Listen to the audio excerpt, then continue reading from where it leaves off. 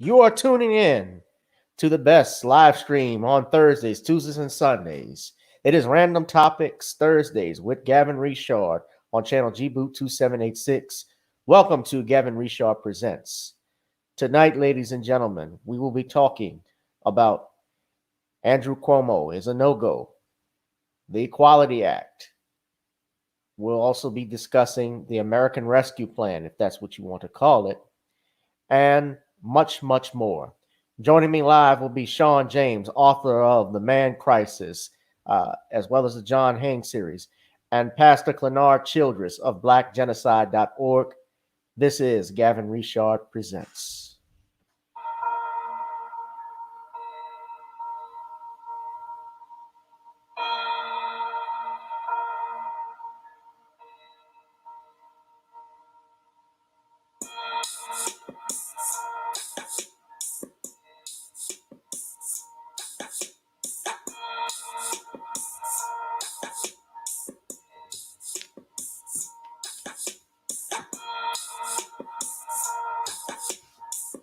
We are live, and I'm coming at you with 5. Ladies and gentlemen, please welcome my guest, Reverend Clenard Childress, and brother Shawn James.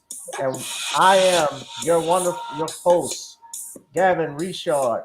Thank you and welcome to another edition of Gavin Richard Presents. Let's get it started.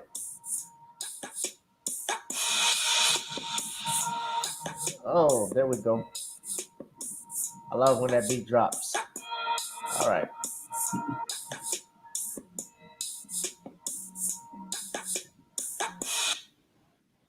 All right, that's enough of that. Hello, everyone. Welcome to another edition of Gavin Richard Presents. Whoever you are, wherever you are, I hope you are blessed and doing safe. I see we got a couple of people in the chat. Steve Mack says manners and respect. He's a new subscriber. Shout out to him. Thank you, brother, for tuning in. I ask you all, please, if you look at the Cash App at the bottom, you can please donate to the Cash App, Gavin Richard Esquire. As you know, YouTube does not monetize this channel, and of course, they mess with our analytics a little bit, but we are growing. We have people that are watching on Facebook. We have people watching on YouTube. We have people watching on Periscope. So I see people every day. I get new followers and subscribers. So you can't hold a true hustler down. So at any rate, ladies and gentlemen, I want you to welcome our guest, Pastor Clenard Childress.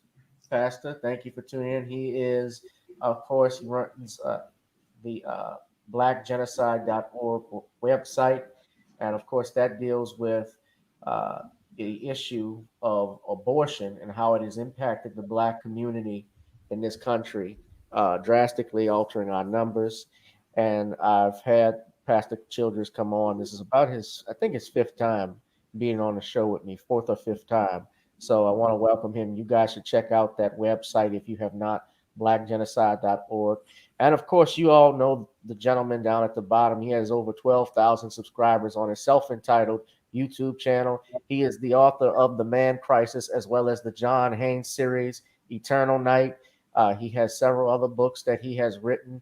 Please give it up for Shawn James. Shawn has his latest book, Eternal Night. He also has another book that is out, which is, what is that book, Shawn? Is it It's called John Haynes Taking Care of Business, and it will be available on March 20th.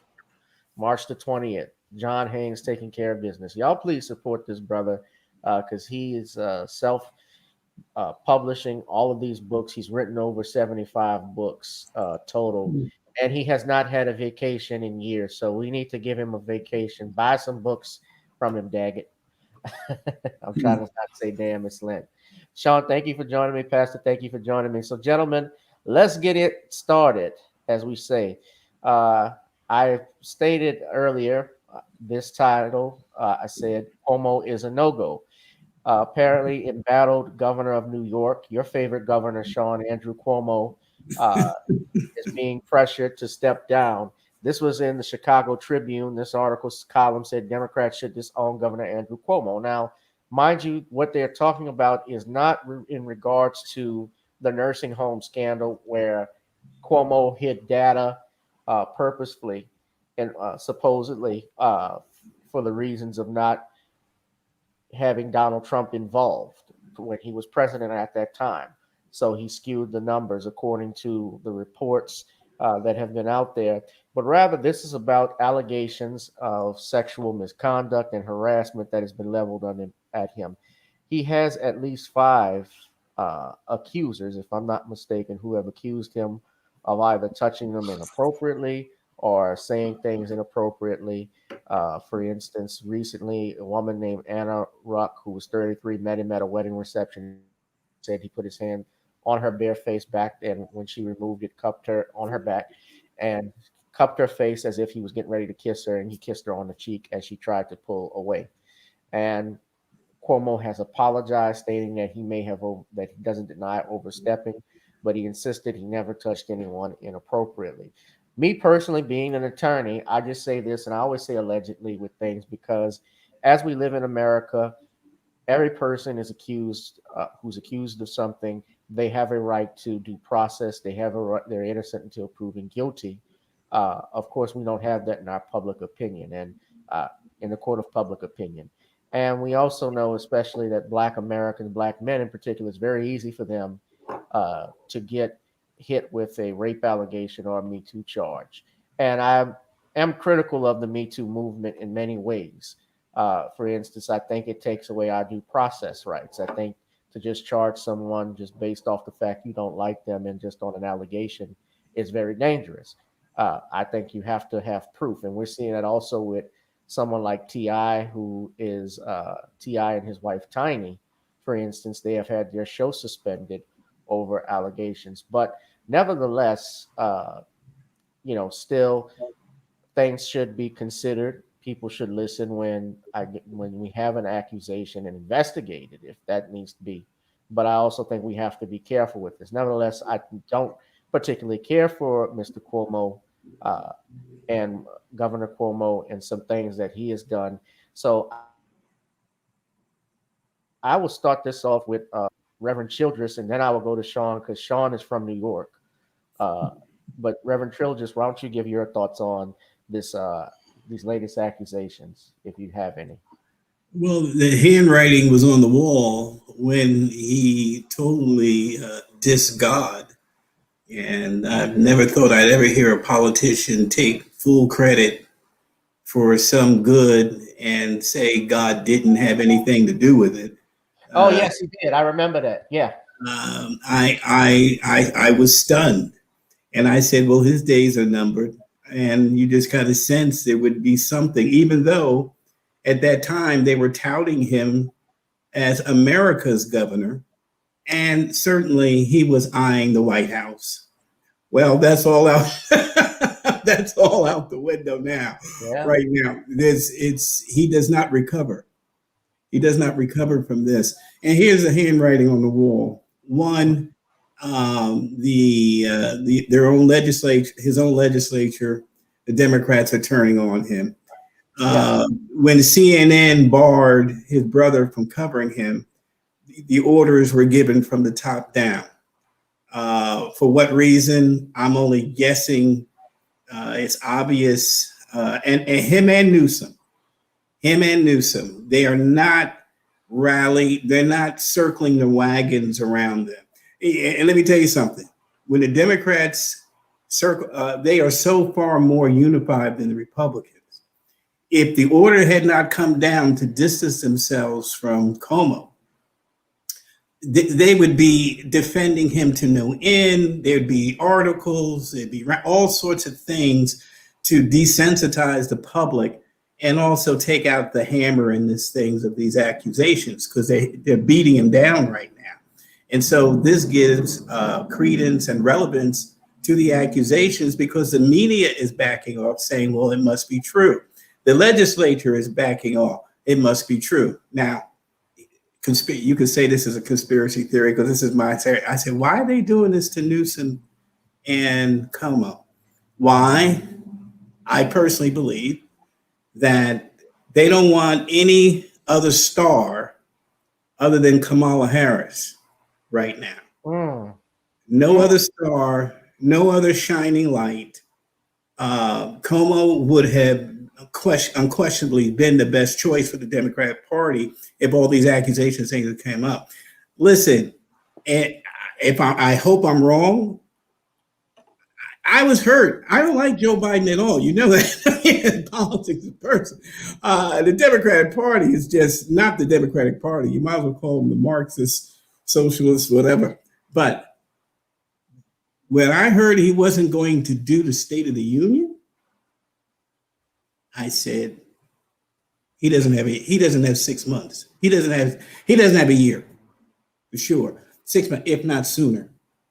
In other words, we cannot. You're not. They're so afraid to put him out there for the State of the Union.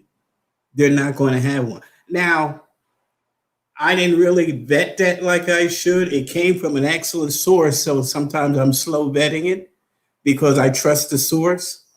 But America, we have never been here before. We're in big trouble. So Cuomo's demise is not to overshadow, and Newsom at the same time, this is amazing, is not to overshadow Kamala Harris, because who else is there that would basically, people would say, well, maybe they need to caucus and do something else. I don't know what you can do else legally, but right now she's being set up for that.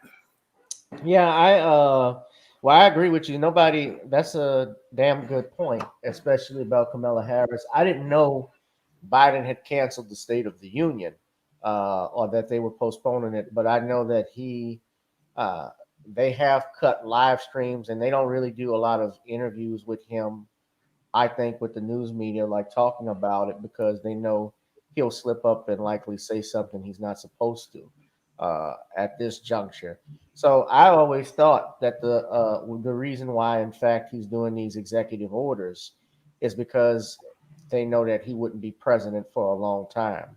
So he's getting everything done now and gathering up enough steam, especially for the Democratic Party for 2024. Although what I think now, especially with some of the things, and we'll talk about the Equality Act and, of course, House Bill 127, House HR 127, which is a gun control act, which is, we've talked about it before, but it's exceedingly dangerous in stepping on more of our constitutional rights. But certainly, I think that that might be, and Shawn has even pointed this out, could be curtains call for the Dems. But Cuomo, on the other hand, certainly this is not good for him. He is steadfast, saying he's not going anywhere. I don't know how long he has as far as his office. Shawn, you might know exactly. Well, his term ends in 2022. So with Andrew Cuomo, he may say he's staying, but he's definitely going. And he may be going either by kicking and screaming, or they're just going to kick him out. Because I have to agree with the pastor that the nail was in the coffin when he spoke against God. Because when you speak against God, that's when he leaves you in his hands. And that's the most horrible fate that could ever happen to someone. So I will agree with the pastor on that. But your Andrew Cuomo he's been in trouble for a long time here. I mean, even before the pandemic, he had a $6 billion deficit as related to the budget because he wanted to give illegal immigrants health care. And all of the problems started compounding with that $6 billion deficit. Plus, we had the bail reform debacle here in New York, where they decided not to give cash bail out for misdemeanors. And that led to a spike in crime. And then we had the pandemic. And while your Andrew Cuomo was arrogantly thinking that he could become a presidential contender and was bragging about all of his so-called accomplishments, in the background, we had the COVID scandal going on because he did not want to provide services to people because he did not want Donald Trump to get the credit. Now, I find it quite troubling that people are not holding Andrew Cuomo accountable for that COVID scandal, which was clearly a compromise of ethics and really showed a complete lack of character on his part, because to put people's family members at risk here in New York and put their lives in danger of this deadly virus, all to spite a man, really shows that he was not an objective leader, but he had what I call a Trump obsession, or was what some people call the Trump derangement syndrome. And that Trump derangement syndrome is what led to him going out here not to use tools that Donald Trump provided for the American people, the USNS Comfort, the hospital situation at the Javits Center and the Barclays Center here in New York City, and the field hospital in Central Park, resources that could have saved lives. But because this man was so obsessed and in his feelings about getting back at Donald Trump, he let people die in nursing homes and put the elderly at risk. That's completely egregious on my part. But what I even find to be more troubling is the fact that people are more upset about alleged sexual harassment of some white women, but not about the safety of our elderly and the complete compromise of their ethics. Yes, this sexual harassment was egregious violation of those women's rights, but I find it, again, people's lives, people, thousands of people lost their lives. And instead of people holding him accountable for that, they deflect and try to talk about sexual harassment. But this man's ethics are just completely egregious. And I don't think he's going to survive this whole thing. He's going to be forced to resign. That's just an inevitability because his crimes are just too egregious. And he's going to be forced to step down because the party is going to make him step down because the party has a lot to lose in 2022. They know that the bloodbath is coming. They know that a 1994 style Republican revolution is coming, and they know that they really didn't really get a clear victory. They got a Pyrrhic victory with Joe Biden winning the presidency. Yes, they won the presidency short term, but there's a chance that they're going to lose two major state houses in Democratic strongholds, both New York and California, due to Andrew Cuomo and Gavin Newsom's failed policies. And they know they may possibly lose the House and the Senate if they don't get up off their butts and start moving a little faster towards providing the American people relief. Because with half the country out of work and a lot of people still struggling, people are just getting tired of these leftists and them pushing their alphabet agenda and going back to bomb Syria. They're tired of this nonsense. When a lot of people are out of work, a lot of people are struggling, a lot of people out here are trying to find a way to make a living out here, but they're not seeing much help given to them by your joker Joe Biden. And that's why this is going to be a Pyrrhic victory in the big picture, because your leftists, they're playing check Candyland, while everybody else is playing chess. And when I see the big picture, yeah, the party is moving past your Andrew Cuomo, and they're moving past because what they do is they drop the dead weight, and that's not going to help them because, again, 94 style bloodbath is coming, and there's no escaping that 94 style bloodbath.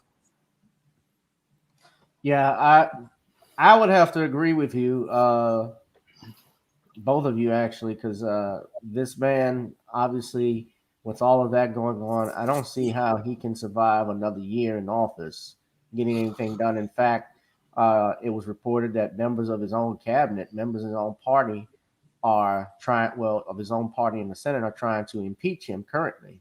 Yeah, they are. They are trying to impeach him from office. And so, it was interesting because my folks were watching CNN yesterday when I was in the house, and I saw Don Lemon talking about Andrew Cuomo, and he was talking with I hate to say, but some airhead, because I couldn't, something about sexual harassment and women and how he's not upset with all of this, and I'm like, who is this person? But neither here nor there. I look at what Cuomo has been accused of. Forget even the harassment aspect of it, but I look at what he's doing with these nursing homes, what happened there, what he was accused of with that, and CNN could not cover it, didn't cover it, talk about it. They gave him a pass, as you said, Shawn. And I think it relates to even bias in the news media. What was funny and ironic is that Andrew Cuomo actually defended back in November. I have the article, Donald Trump against the media, talking about how biased it was. So I thought it was funny that all of that happened, and now he's experiencing this. And Me Too is making a comeback because when Joe Biden was running for president and he was accused of touching, right? He was accused of some things. That's true. they went out of their way to destroy Tara Reid. In fact, there was a USA Today article where a former prosecutor went through her accusations step by step, dismantling it, telling her why she's not credible. They published that. I talked about it on my podcast, my first episode of my podcast on Anchor, which we're on Apple right now too. Uh, they were basically trying to get Joe Biden in office. I remember Alyssa Milano, who was all part of the Me Too movement, going ahead spearheading the Me Too movement. But then when Joe Biden was being accused, she's like, I don't know. I'm gonna still vote for him. I'm gonna still support him. So people are very. It tells me that they're not sincere, and whether they want to really help victims or so-called victims, if it is true. I think they're just interested in attention and being at the forefront and making noise. So I see that now, and with Cuomo and this is coming up, and I don't think getting back to him, I don't think he's going to survive even the next month, just with these accusations. Yeah, I'd have to say that because his predecessor, Elliot Spitzer, didn't last much longer after the prostitution scandal came out on him. So looking at Elliot Spitzer, his predecessor in 2008 or 2009, I believe.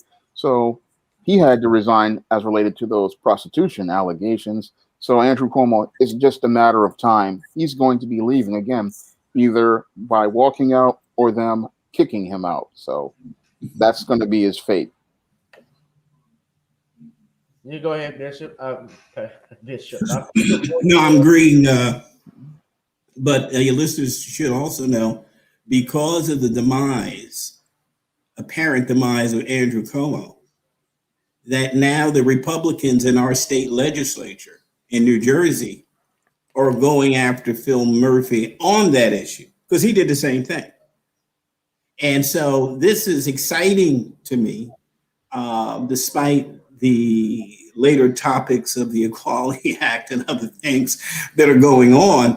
It's exciting to me that there may be hope for balance of some degree, and also people really beginning to stand up who should stand up. The fact that, as Brother James has said, no one was held accountable.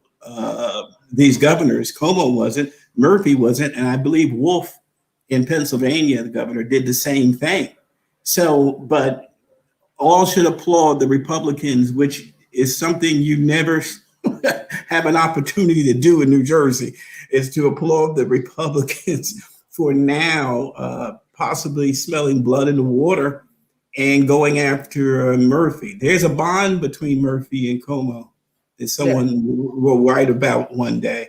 And soon as this happened, and soon as it got to this point, it's been only in the last couple of weeks, they're now going to open up an investigation, as if to say he's not going to be able to have the juice that Cuomo brings to even New Jersey, which is powerful. So it's the accountability part. It's not over till it's over. You don't want it to be just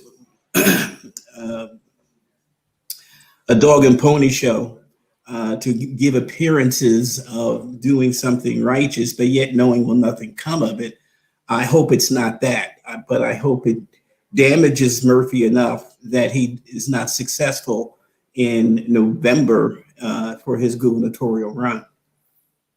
Oh, I believe the damage is going to be extensive. I mean, I see this affecting not only Cuomo, but I see it affecting Phil Murphy, Tom Wolf in Pennsylvania, and Gretchen Whitmer. I just see this affecting a whole lot of Democratic politicians. I mean, like I said before, I'm seeing a 94 style bloodbath getting ready to happen because a lot of these guys on the left practically overstepped their bounds in this whole COVID pandemic, and they abused their constituents. And a lot of their constituents are really fed up with their policies, which have really made life in places like here in New York absolutely miserable. Well, let's talk about the real reason there's going to be a bloodbath in 22. Because last week, one of your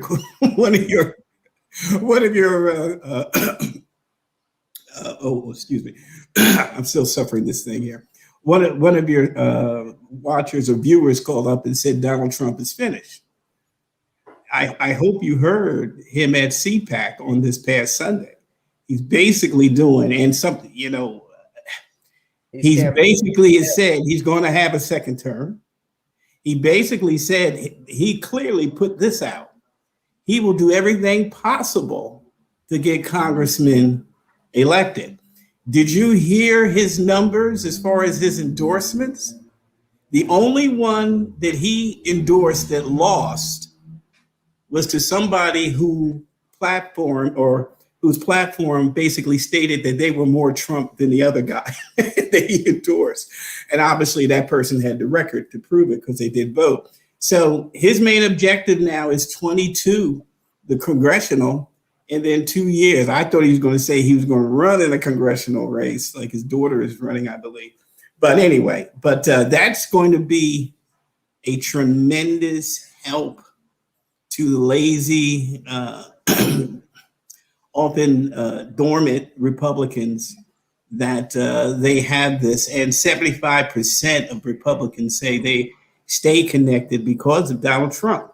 Yeah. Okay, so it's looking good if we can get there to 22.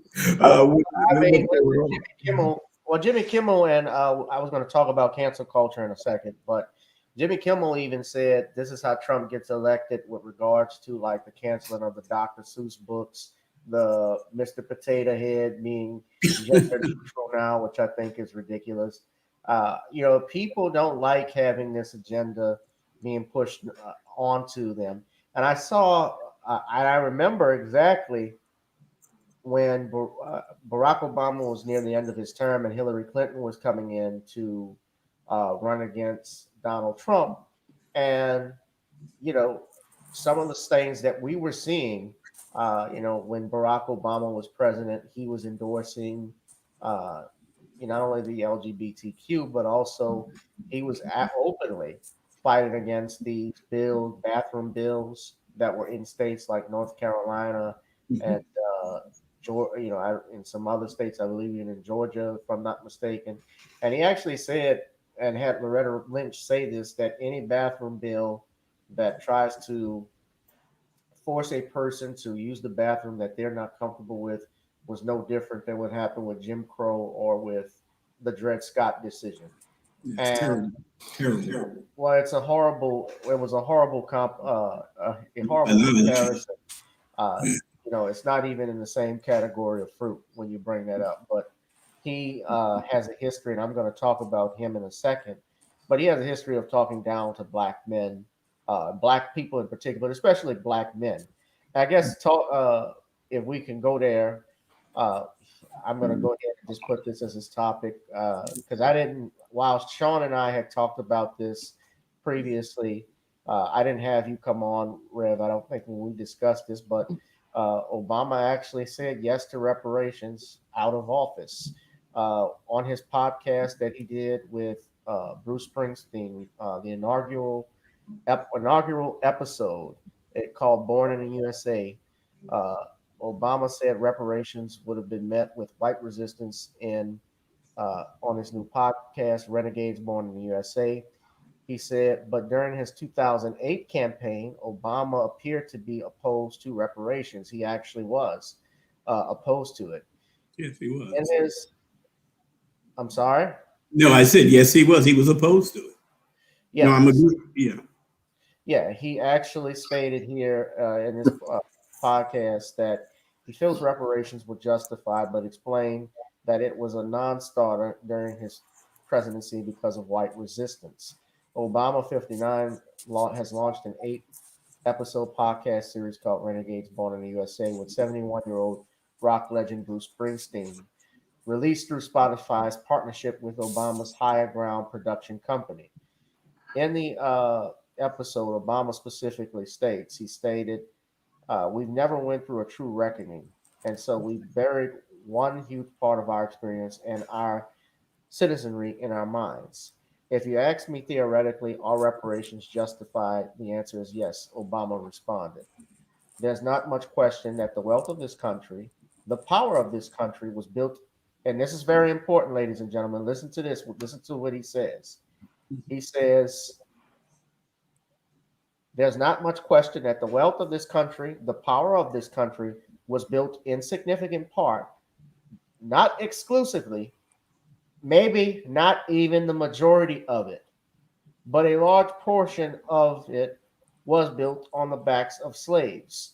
The former president added, what is also true is that after the formal end of slavery, the systematic oppression and discrimination of Black Americans continued under Jim Crow. See, it's not just about reparations for slavery, it's also about what happened with Jim Crow, because at that point, remember, Black Americans, even though they had constitutional rights through the 13th, 14th, and 15th Amendment, after Reconstruction ended, there were laws put in place to prevent them from going to the polls. There was marks of threats of violence that was used against them by members of the White Citizens Council and the Ku Klux Klan, things of that nature. And also being unable to own property. And even on those property, they were taxed. And of course, the American Revolution started. Why? Because taxation without representation. Black Americans fought a revolution because they got tired of a tyrant. So Obama here again, and what's also hypocritical that I find is that President Obama, when he was president, he supported reparations and approved it for Jewish Americans because there were American companies that benefited from the Holocaust. They actually sent John Kerry to give monies to Jews in Israel. Let's not forget he also approved of $500 billion for Native Americans. He had a great relationship with the Native American community. So I'm going to I'll start with you, Shawn, on that aspect of it. I know we've talked about it before, but I'm going to start. Well, you know what? Let me do this. Let me get past the Childress's point again. Let's start with you again since I've got Shawn's take, but I'm going to get Shawn to come chime in on it. On reparations, whether I feel on Obama's hypocrisy or reparations. What was that? Both of them, if you want to talk about it. Well, first of all, Obama was a smart politician. He unquestionably knew, during his presidency, he knew what to push, but he also knew what he could push. Joe Biden could not push these things. He's too flawed. Not only that, he has too many accounts of racist remarks. Even his recent one talking about rural children and inner city children have problems knowing how to operate a computer. But having said that, Obama knew he could get away with stuff and things of pushing an agenda because he was an African-American male, the first African-American president and all that. And, all the way up to rainbowing the White House.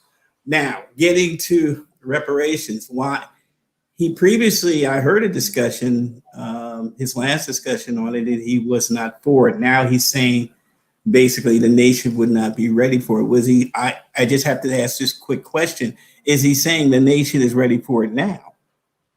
He said theoretically it's warranted. That was his words. But I can tell you, and as you pointed out, he was emphatically against it. In fact, he did an interview with Julianne Malvo when the question was brought up. According to Dr. Boyce Watkins, he walked out when she started talking about it. So I don't know if he's saying that it should be granted.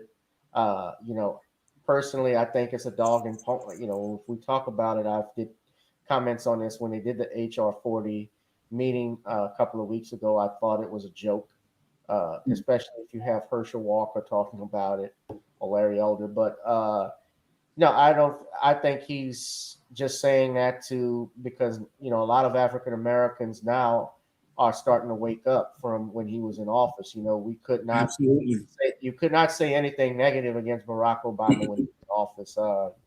I never forget being on Southern's campus, and I was just asking people, well, where did he come from? And questions about it, like, did you know that this man was the mentee of Zbigniew Brzezinski? who wrote the book The Grand Chessboard, and they weren't worried about that. It was like, oh, you just believe in everything it tells you. Oh, you just believing all this. There was a reverend on Southern's campus who was a classmate of mine saying the same old crap. So you couldn't talk to him. And I'm pretty sure I'm sure he voted for Biden. I'm very sure he. But yeah, but that's the type of stuff we went through. Well, reparations, in answering the question, get away from Obama, because right now, is the nation ready for it? I would say no. Okay. Two, I do agree with him. His assessment was wrong.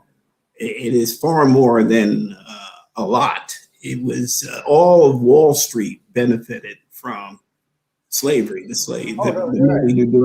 I mean, I didn't understand him making it so, saying maybe just by saying a lot.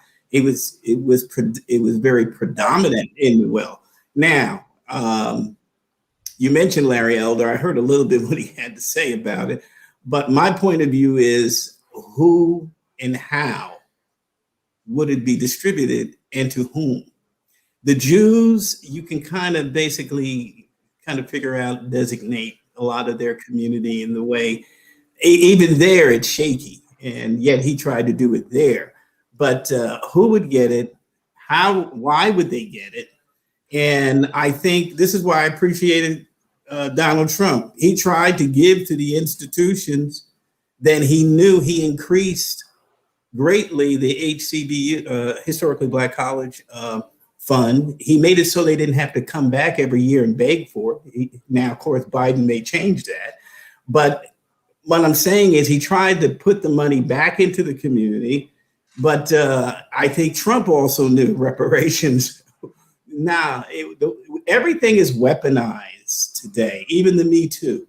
I'd be okay with Me Too if you went after Democrats as strongly as you do Republicans. I'm a defender of women's rights, and my dad taught me to be a gentleman and always respect women. So it's offensive to me that Democrats attempt to try to be the strong arm and the person who's supposed to be so just. And these policies and basically the society is very detrimental to women. And that's and you will deal with one thing. I'll be able to show you exactly what I mean. But I'll wait for Shawn. Maybe Shawn can help me on this. I don't know where that money would go and to whom. And when Democrats start pushing something, I start backing up. Well, that's the thing. The Democrats really aren't even pushing for it either. Okay. All right. Well, I think I think it'd be abused. I just really do. If it was going to get to the people, justify. And he's right. I mean, come on. I mean, the wealth of this nation. Unfortunately, I don't. Somebody said, "Well, what if there wasn't slavery?" Well, we'll never know. Okay, but the fact of the matter is that we're talking about giving just due, and I think something should be done whenever it can be done, designated for those who had it difficult having access to the American dream, that were discriminated against and systemically ostracized to keep from being able to make wealth. I'll say this lastly because Dr. King brought this out. 50 acres and a mule. Well, when we were released in 1865, there was acres and acres of land available, but there was none given. But there was given to immigrants coming in. Go ahead. Well, I would say no, it's okay. What I would say, I disagree. I think it is probable that they could do it. They actually did in 1865, the 40 acres and a mule. William Tecumseh Sherman, who was the general of the Union Army, he had special field orders that allocated, parts of Florida, Georgia, and I believe the Carolinas for former freed slaves. That's where the 40 acres and a mule came from. And Lincoln approved it. What happened was, of course, is that Abraham Lincoln gets assassinated, and Andrew Johnson becomes president, and Andrew Johnson, who was a vehement racist, he reversed that. Andrew Johnson, who fought against even ratifying the 14th Amendment, he refused to have anything to do with it. He's actually considered one of the worst presidents in history, and the only thing highlight of his term was purchasing Alaska. So that's the only thing he's remembered. But it's more than, as I pointed out again, it's not just about the slavery aspect too. I'm looking at preventing blacks from voting, paying taxes issues. They can look at, even with slavery, there are birth records, records obviously of people, uh, you know, who are owned that they can trace to. Now, in regards to some of the institutions, those are great things, but the problems with the institutions too is that I don't think they have been effective as well in our communities. I think even to some degree, Reverend, our churches, and I think you even have hinted at this too. Some of our churches, maybe not all of them, have sold us out. I've seen, some of them have sold, pastors, not all of them, but some of them have not been good with a lot of things. Uh, yeah, but I think, especially they've given monies to Japanese after the World War II. We've had Native Americans that have been given monies, and actually, I read an article. The Native Americans actually just changed their language. I believe the Cherokee Nations. There was anti-black language in that because people forget even Native Americans were involved in slavery, as well as, there were some blacks that were involved with it as well. But there was, they were part of that. There were some slaves that were owning that. And there were black people also that were part of the foundation of this country before even Columbus came. But Shawn, let's get your thoughts on it. Well, as I've said before, your Barack Obama was extremely disingenuous when he made those statements talking about his 4 reparations. When we look at his record, he already said he was against it. And he just is doing this basically to try to win over the black vote that he sees that is already left. It's like a lot of people are waking up to the Democratic Party. They're waking up to the Democrat plantation. He's hearing the rhetoric, and now he wants to flip-flop to get people back on the plantation. He wants people to bring their booties back to the poll to vote for the next Democratic candidate. And he wants to talk about reparations, but the party doesn't really want to do anything as related to reparations. And that's where I see your Barack Obama practically being full of it, because he didn't do anything for black people in the 8 years that he was in office. I mean, here was a man who had the power to help black people. And those black people, again, voted for him 98% in 2008, 93%, I believe, in 2012. Could have easily done something for black people as related to providing tangibles, but he did nothing in his 8 years. And now he wants to Monday morning quarterback and talk about he's for reparations. Well, what's the use of you talking about this when you could have done something about it? I mean, this is classic beta male passive aggressive behavior. In passively, he's saying that he's about something, but aggressively, he's not in a position where he can do anything. I've seen this textbook beta male behavior. And your Barack Obama is expressing this right now. And it just shows me how full of it he is as related to reparations. He only wants to discuss reparations now that it's starting to gain momentum. Now that guys like Professor Black Truth, The Business, Tariq Nasheed, they did all the groundwork pushing reparations to the forefront. And now he wants to try to capitalize on that work of New Black Media. But most people in New Black Media already know that this guy is full of crap. And they already said, look, we're not even dealing with him because he was never about tangibles. He was never about a black agenda. He's a fake pro-black, and he's mostly for his white slave masters. So his rhetoric means nothing, because we understand that, again, reparations is not just about slavery, as I've stated in numerous videos and live streams. Reparations isn't just about slavery and compensating our ancestors for their work in building this country. No, it is also about providing reparations and compensation for the rights we were denied after the Emancipation Proclamation was signed, and the terrorism we endured during the Ku Klux Klan when black businesses were burned, when we were denied the right to vote due to things like the grandfather clauses and the poll taxes and the tests that denied Black people the right to vote or the right to choose their own candidates. And we were also denied economic opportunities, both in the Jim Crow South and in the North, due to the discrimination Black men endured. And I talked about that as related to the New York City Transit Authority, where Black men couldn't get any job but porter until 19. Porters. Yeah, they were porters until 1937. So Black men couldn't be motormen. They didn't have an opportunity to advance. They didn't have an opportunity to move up in many businesses. The only jobs they could get were a chauffeur, janitor. I mean, Black people were denied an equal opportunity in this country to achieve the American dream. Many of us were not able to get the GI Bill. Many of us weren't able to get the daytime jobs at many companies or even office jobs at many companies. And we were denied so many opportunities just during the Jim Crow period. And then that discrimination went on, even with affirmative action, which was supposed to, again, compensate Black men for the past discrimination. But that discrimination went on because white women, Hispanics, and Black women were given jobs passive aggressively to deny the Black man an opportunity to go out here and achieve his employment as related to past discrimination and correct past discrimination. Affirmative action majority went to white women and other minorities. And we also have current and ongoing discrimination, because I myself have experienced this when I went to hiring pools at your so-called leftist and liberal CUNY colleges, which are supposed to be about equal opportunity, unless you're a heterosexual Black man.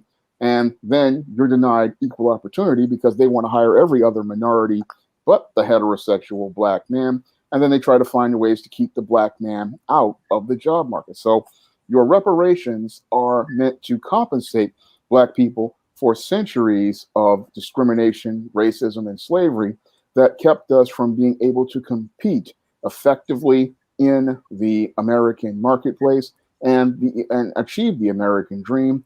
I mean, you got benefits from it for over 500 years, and now it's time to pay up for all the benefits you received on the backs of Black labor and denying Black people access to compete in the marketplace.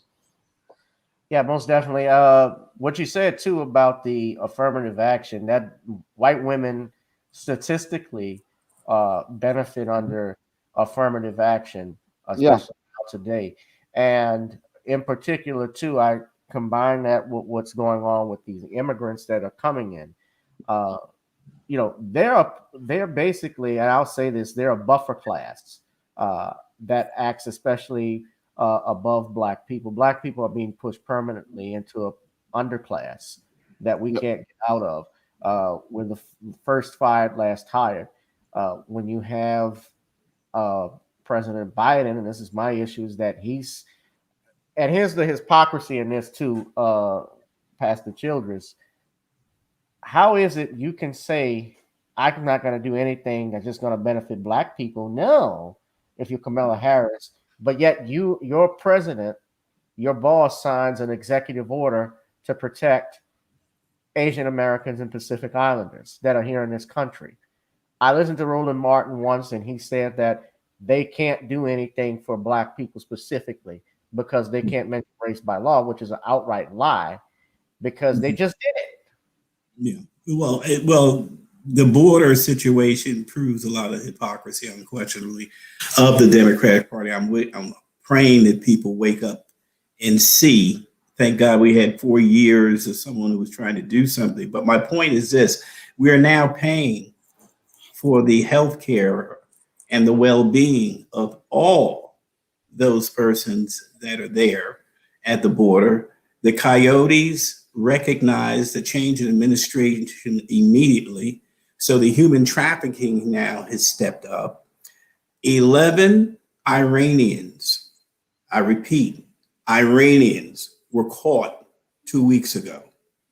Well, what were they going to do? You have no idea. And first of all, if you can pay for their health care, you can pay for the health care of the children, Bedford-Stuy and all. You're going to have some after school programs get us back to phonics and reading properly and the basics. I'm shocked. We can do it, but we have chosen, as one of your listeners put up there, they chose not to do it. They could do it, but they've chosen not to do it. So the border shows classes, as you stated already, preferences. It's almost no longer race. Race is used as a weapon to demonize. LGBT is number one as far as lobbying, and second is the teachers union.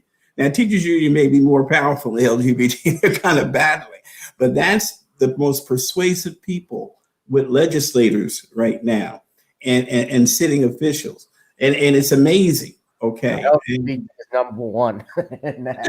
Okay, all right. I called them number one, but right now the schools don't have kids in them because of the union. Okay, and they've dictated and said to the sitting Democratic, basically in the inner city, saying we don't want to go back, and we're not going to go back until we feel it's safe. Well, all the data shows you can go back. Okay, all the data shows. Matter of fact, the kids should be more afraid of you than you, the kids. So, but they're basically they're impervious to it. Okay, it's old guys like me that have to be more careful, which is what I did. I thank God I was on a vitamin regimen when it hit. Yeah, and listen, tell you something, it'll knock you down. But like anything else, if you're taking care of yourself pretty well, I was prepared for it as well as my wife. We were taking the regimen, and you go back to work and you go back and do what you do. Like, you don't shut the nation down over it. And the science proves that they have made a great error, but it was by design in doing this. So getting back, lastly, and this goes back to kind of the how they've done this, basically, and how they have more or less empowered themselves. They recognize the bloodbath coming, as they said in 22, but instead of trying to recruit on ideas, they're once again pandering to these special interest groups and planning more fraud, because the election laws that they pass, they want more mail-in ballots. France doesn't let you do it. I think it's Spain that doesn't let you do it because of the fraud. We recently had a race right here, and I can't think where it's at. The judge said there's 78% of these mail-in ballots. It wasn't the presidential race like it should have been, but 78% of these ballots are falsified. So wherever it was, he said, he hit the gavel and said, I want a new election. That's what should have been done for November 3rd, once you found the proof and the evidence of it. So the DNC, the Democratic Party, I keep saying I got to be redundant. This is not Joe Lieberman. This is not JFK. This is not those Democrats. These are socialist globalists. I'm telling you, and we have to just say we have to be very supportive of the other party. Notice Trump said, I'm not going to start another party because that will only split our vote. Yeah, he did say that. And so he says he's going to, can I just say something? I know people who know, he reluctantly said that. Reluctantly, but he knew he's a businessman. So he strategized, yeah, I got it, because he was going to start, another party, but he had time to think. And he's right. It would not survive. 22 is so crucial now, unless something happens before then, because you still have an inkling of hope with some of these cases out there. But I like when he says, how can 28 states not have standing? He said the Supreme Court did us a great injustice. He basically was saying there's corruption. There's corruption all over. So I hope I didn't get too far off, but it's the Democrat. I hate, who wants one party around being so dominant? I don't see how anybody can embrace the policies of the DNC. I just don't see it. Well, I think now, because and I actually saw a headline that was shared to me earlier, but I think they've said Biden's approval rating has plummeted. From what I've reading here, they're saying plummets as Trump agenda becomes more popular than ever. This was shared with me on YouTube by brother Yeah. Bernard Johnson. Shout out to him. I don't know exactly what the polls are in terms of Biden's rating at this moment, but I can Yeah. No, I tell don't know. you if things are going to are, we're seeing obviously, uh, our leaders, our so-called leaders, putting others ahead of the American people, which is something we typically get. This American Rescue Plan, which is something I wanted to talk about too. I noticed when I looked at it, there's money, at least $100 million that's going to the arts programs, like the Kennedy Center, things of that nature. And the only thing is, those places are already closed. I'm Right. not saying that they, I'm not saying that they can't get money, but remember what they did last time when they tried to pass something. There was a lot of pork in it, and we had $1,400 that's still being allocated that they wanted to give to the American people. But Biden had met with Democrats, moderate Democrats, they stated, and limited the amount of people still who would get it. So Mm-hmm. Mm-hmm. between him being in office and Trump, if he's going to limit the amount, I mean, certain people still wouldn't qualify under it. But people have not been working for months. Even No. those that made 200, let's say you made $150,000 a year, and you're a married couple, or you made more. If you weren't if you weren't able to work from home, Mm. uh, if your job required you to go out and you were off or couldn't go out for a month or two on end, you had trouble. Yeah. So how is I, the restaurant people, I don't know how some of them are doing it, but my heart goes out to them. I mean, 25% capacity. You can't live off of 25% capacity. Then they said 50.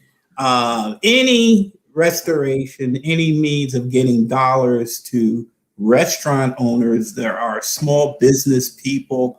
I'm all, I'm totally for, simply because you blew it on how to handle the crisis. And I'm not minimizing. I've been there. I'm not minimizing COVID-19, but the fact of the matter is, H1N1, or was that it? Was back in 2012, was far more devastating. Okay, you didn't have to lie back then who was dying of it. I mean, I know a multitude of incidences where they are putting on COVID, and it was not COVID.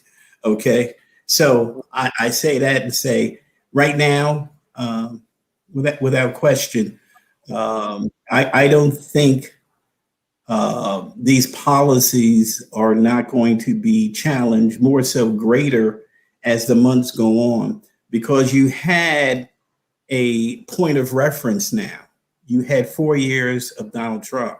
You had a point of reference, and someone juxtaposed his policies and what happened over just the not even 60 days yet of what Biden has done. His first day on the job, he killed the Keystone Pipeline, 65,000 jobs. I mean, and these states, a big mistake? yeah, Mississippi, and I forgot who the other state is, basically totally, Texas, basically said, take off some masks, no more of this, just go back to work. Well, Mississippi has become an oasis of truth, as Martin said. That is, we'll get through it. You protect the vulnerable, okay? And that was the answer all along. But it took them too long to implement it. But I think we'll come out of this eventually. I think the people, as Shawn stated, are waking up, especially African Americans. That's why they want mail-in voting. They're realizing they lost their stronghold there. Yeah. Well, actually, I'm trying to see if we can squeeze that in. Greg Abbott he's saying next week they're removing mask mandates and opening Yes. the state up 100%. A lot of people are not in favor of that. Myself included, I'm kind of a little cautious with it, just with everything going on. I think it might be a little hasty, but you know, it's causing them back and forth. But somebody quipped at Joe Biden because Biden had called out the governor over that. But somebody said, well, he's talking about our state, but yet he's a lot opening the borders to everybody. That have it. These kids, some of these people coming over here, going into the society. I forgot that. I meant to mention that.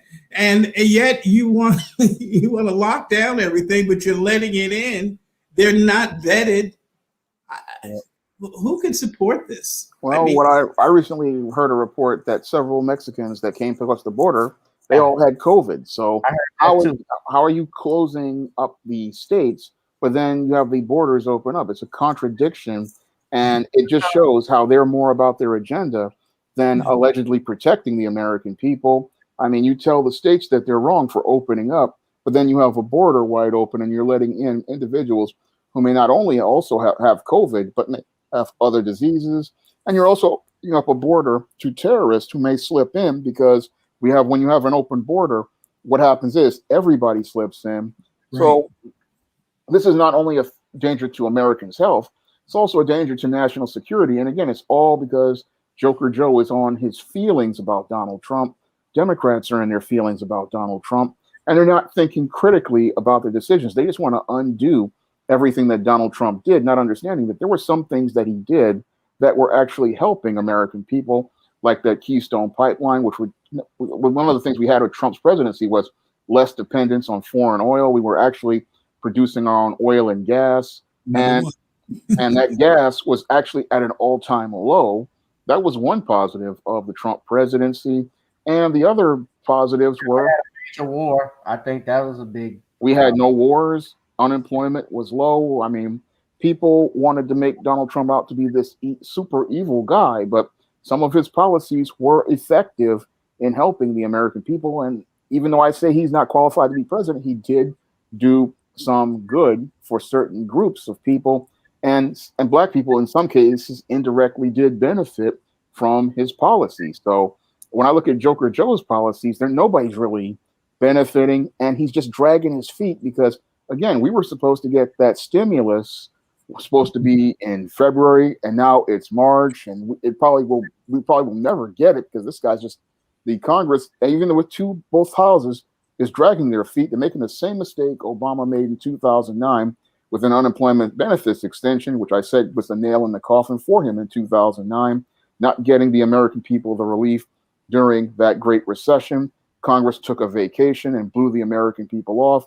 And then the American people made them pay in 2010 for blowing them off. And they're doing the exact same thing when you have half the country unemployed, half the country still trying to pay its bills, and half the country still struggling. You don't blow the American people off. You make the American people a priority. You stop bickering and arguing, and you come together. But the Democrats, they're, again, doing what Obama did, taking the American people for granted. And when you take people for granted, they eventually are going to punish you when it's time to go into the polls once again, because the American Rescue Plan, this should have been implemented far back as January 21st. I mean, this should have been put as a priority. You don't put the American people last and then go out here and put alphabets, rights, and all this other stuff first.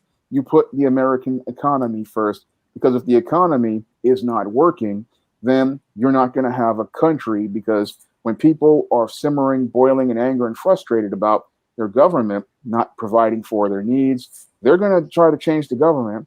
And that's something that these people they're not really thinking about. People are tired of this, of just being blown off and being ignored by the people they elect.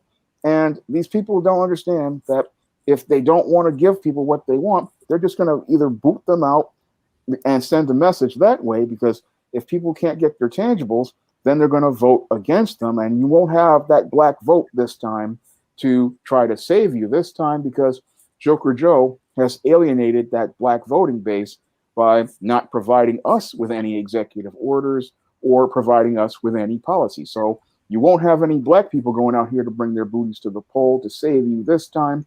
And with that whole Trump base still very strong, again, not putting this rescue plan as priority one, this is just giving more ammunition to the Republican Party to go out here and implement the ammunition for the bloodbath of 2022. I want to show you all. This is what I say when it's additional pork. Uh, there are different sections in this act, so I'm not going to read all of it. But if you read here closely, now if you remember what they did back in December when they were sending monies to Pakistan and gender studies, they were sending monies to Libya. Now, what they have here, they talk about additional assistance for SNAP online purchasing and technology improvements. In addition to amounts otherwise made available, there is appropriated for fiscal year 2021 out of any amounts in the Treasury not otherwise appropriated, 25 million to remain available through September 30th, 2026 to carry out this section. There is also sections for Howard University. That was mentioned in here. Vaccine distribution. You could see here the emergency rural development grants for rural health care. So while they mention COVID-19 throughout this, it's essentially it's a spending bill. It's not a technical COVID relief bill. Oh, here's something here. Indian Affairs. In addition to amounts, I just saw it, to amounts otherwise made available, there is appropriated for the fiscal year 2021 out of any money in the Treasury not otherwise appropriated, $900 million to remain available until expanded pursuant to the Snyder Act, of which $100 million will go to tribal housing improvement, $772,500,000 shall be for tribal government services, public safety, justice, social services, child welfare assistance, and for other related expenses. 7.5 million shall be for related federal administrative costs and oversight, and 20 million shall be available to provide and deliver potable water. Exclusions from this calculation, funds appropriated under subsection A shall be excluded for the calculation of funds received by those tribal governments that participate in the small entity program. So talk about they can't do anything specifically for Black people. They're certainly, that's almost $1 billion. I'm reading that correctly. That's $900 million. Almost $1 billion. Wow. Yeah. So I'm not saying that people don't deserve money and get help, but damn. And they told us they couldn't do anything for Black people. No. Yeah, this is the current rescue. This is this is the rescue plan. Well, and I can guarantee you, none of those congressional leaders have read it when they passed it through. No, because they were ordered to pass it through, and you don't question. That's one thing about them; they remain lockstep, and that's the rule. You know, you don't kick up against the order of the lady of the house. And Kanye said that, yeah. So it's that's not even as some of the Republicans. I think Gates was his name. Gates was saying. He says it's not even a COVID bill. So, and you think they're exaggerating somewhere, and you're going through some of those line items there. I'm saying, my God, I mean, why would you take something that's been so disastrous and still try to use it for your own agenda? Where this money is going, it's just like anything else the Democrats do. It's going over to their factions. They're already setting up the companies to receive this money. They're already have their people lined up. It never gets. It's just like in New Jersey, the 1/3 of the budget takes up our taxes here in New Jersey. And Dan Gabriel, an old friend of mine, going on to be with the Lord, stopped listening to their reports and did an audit of Newark, which was he had the money to do it. It's very costly to do an audit of a city, but he did an audit of the educational monies that were being attributed to Newark, and found out that Newark was paying $32,575 per child. Mm. Of course, the first thing I said, give me 32 and I'll teach 5 kids. That's good enough. I'm not greedy. And I said, I'll give the best education ever. But my point is, any parent would be able to tell you that never gets to the child. Those dollars do not get into the classroom. And if you want to look at a good video, one time I finally met these people and worked with them a little bit, spreading myself all over the place, which isn't always good, but you had to, because the second genocide is going on in this country, the genocide in the mind of our children with the poor education that we're getting in the inner city schools. And that's not to take away from some of the great schools that are in the inner city for African Americans. I can't think of my brother's name right now, but it's too few and far between. And so I guess what I'm saying, that's when you were listing all those things, will the money get to the Indians? If it was for the Indians, would the money get to these places? When you send these countless dollars to Pakistan, does anybody, any accountability? Is there ever an audit? Actually, what is it spent for? That goes right into somebody's coffers. That is unquestionably payoffs from the past elections a lot of times, or for future favors. It's sad, because we are the only country that I know of, I could be wrong, that would pay $32,000, $500 for a failing system. That when the school is graded, it is failing. The school is failing, but you're paying $32,000 per student. And that's past some colleges, as far as an education is concerned. We're corrupt. There was $1 billion. I say, people say, you say that a lot. I say, because it doesn't get through. There was right. $1 billion missing out of the New Jersey schools construction fund. $1 billion missing. I'm going to say it again, missing. Now, wouldn't that make you want to audit? Wouldn't that make you want to investigate? Shouldn't somebody been indicted? Not one audit, not one investigation. So immediately it came to me. I said, well, the educational fund and the teachers union, this is the mafia of New Jersey. Okay. You keep saying you'll do a better job if you get more money, and you're getting the money, but the job is not increasing. Now, I'm not blaming the teachers only. You know, we have some home issues in the inner city, and a lot of it's the church's fault, because when the shift came to mentor, we didn't want to do that. We didn't want to take the time out of our seeking of pleasure to put a couple hours in with a kid, do these things that our community might have been different. But this is America. It has to change. Yeah, man. When you said $1 billion, I just jumped up. Listen, from a school. $1 billion. Now here's if you ever hear Reverend Childress being an alley, this is why. Okay, why? Well, who can hide $1 billion? Right. A person who deals with billions of dollars.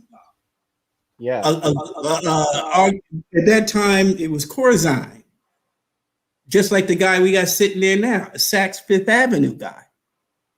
They know how to put stuff. Millions and billions of dollars. And so I said, now here's a guy who struggled through school.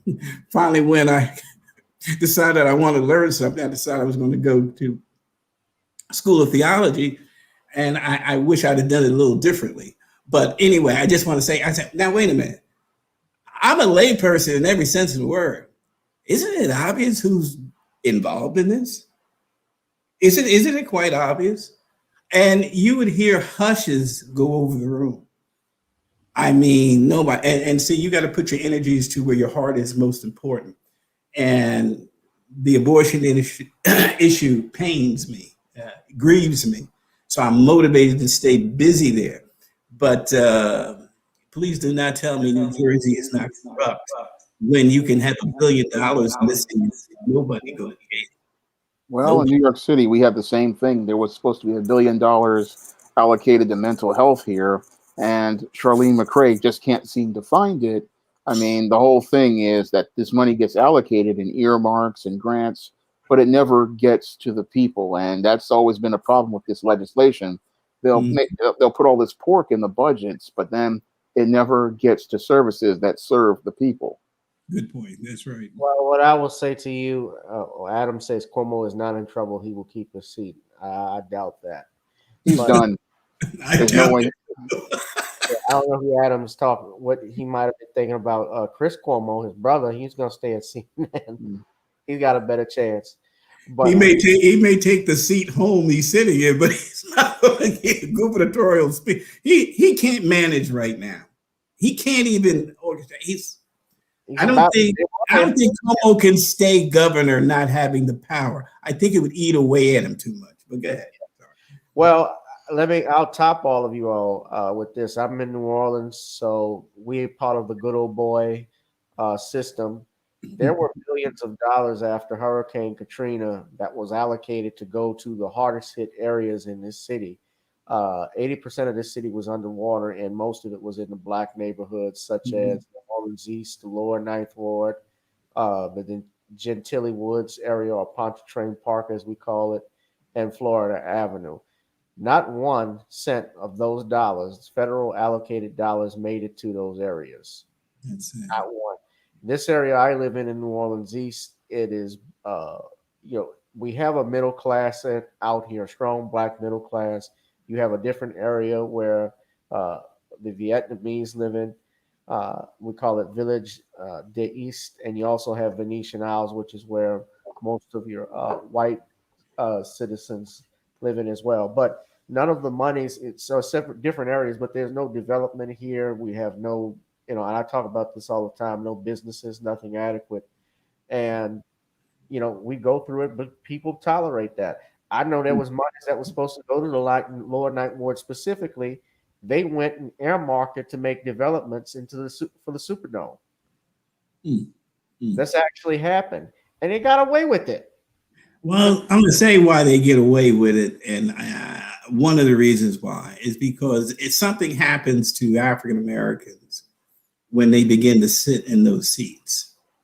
Like, this is the reward. Live for your piece of the pie. Live for your control and your power. All that sense of activism, all that. As much as I love John Lewis, I'm sorry, and I hate even saying anything because of the courageousness. Oh, okay. The courageousness. This is a man who laid down his life. I always start off that way. Lay down his life So did Malcolm X. So yeah, well, I'm a fan of Malcolm too. Not really, not 100%. I get what you're saying, and I respect. But Malcolm did not surrender his values. You could talk about a whole lot of people. Malcolm refused, unless you know something I don't know. Malcolm refused. That's why he's dead. No, what I'm saying when I mentioned that, because you were about to mention John Lewis, and you respect him. When you started off, we said he laid down his life. I'm just mentioning those men who were not the opposite side of the coin. I see. You're absolutely right. You're absolutely right. Absolutely. Yes, he was in Selma. Yes. And he did things, when he was in as a congressman, he was ineffective. And primarily from what I've heard, just looking at his record, in fact, even I think it was the Wall Street Journal, they did an article about his area, because I remember when he and Trump were going back and forth, and not just him, even the congressman out of Baltimore that passed away too, Elijah Cummings. Elijah Cummings made the comment about he was upset that Trump would call Baltimore a rat-infested, zombie-infested area, but there was a videotape of him saying the same thing 20 years ago. And these people, again, he gets reelected. Nancy Pelosi gets reelected. Maxine Waters, and having done nothing. right? I mean, Atlanta, I've been to Atlanta. They got nothing but home. I'm not gonna say nothing, but there's a lone homeless population that they talked about under the interstates in these areas that are run by Democrats. That's just the reality. They but haven't see, done it when yet. Trump asked, "Where's the money that was allocated for this? Where is it?" Complete silence. Complete silence. But Trump should not ask that question. There's Barack Obama should have asked that question. What's our sister out there in California, Texas? Maxine Waters. Maxine Waters and the other one. She wears her hair to blood. She's smart as I don't know what though, but I can't think of. She's from Texas. I can't think of her name. Yeah. Barbara Jackson. Right. They should have said, "Our people live there. I've been elected. I know this is Baltimore, but did you ever ride the train from? Or maybe you haven't. From Newark to Washington. A hush goes over the train when they get to those places. A hush. People are just looking and saying to myself, who is living there? And it's shocking to find out that there's people there. I mean, it's such a blight. Now, if the money is missing, where's someone stomping their feet saying, if I was ever elected, that's the first thing I would do. Mm-hmm. I'd move the people out and change the housing. This is disgraceful. But we are supportive of that party. Mm-hmm. They're overly supportive, and that's what the frustration is. But something happens to us when we get my good friend out there in Tennessee. I can't think of his name either. Some of these people. John Lewis could have wrote his own ticket just doing the right thing. Why he did something else and chose to be self-aggrandizing and go for their own, just for the system. The system just absorbs you. You have to fight against it. But he was. It's sad. It's sad. I've had discussions with persons who've had direct discussions with him, and shocking. Yeah. Shocking. I've met. And I know people who have fought in the civil rights movement and voting rights. I know people that known him, but I used to go on tours when I was younger. When I was a kid, we would do freedom ride tours all from New Orleans all the way through Atlanta, where we would stop off at certain museums and see certain spots. So I remember all of this stuff. And I've seen Coretta Scott King in person. I've seen John Lewis in person, and like I say again. I'm looking at them as a congressperson, as politicians. People keep reelecting them, and they've been ineffective. And just his primary thing as a congressman that I read was basically trying to get Congress to list national historic sites and take them on field trips for where the civil rights movement occurred when he was in Selma, because that's all truthfully, that's all he talked about. Was how he got his butt kicked himself. I mean, that's not.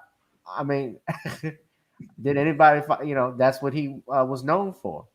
Mm-hmm. But I've put up the link for everybody to go look at this act.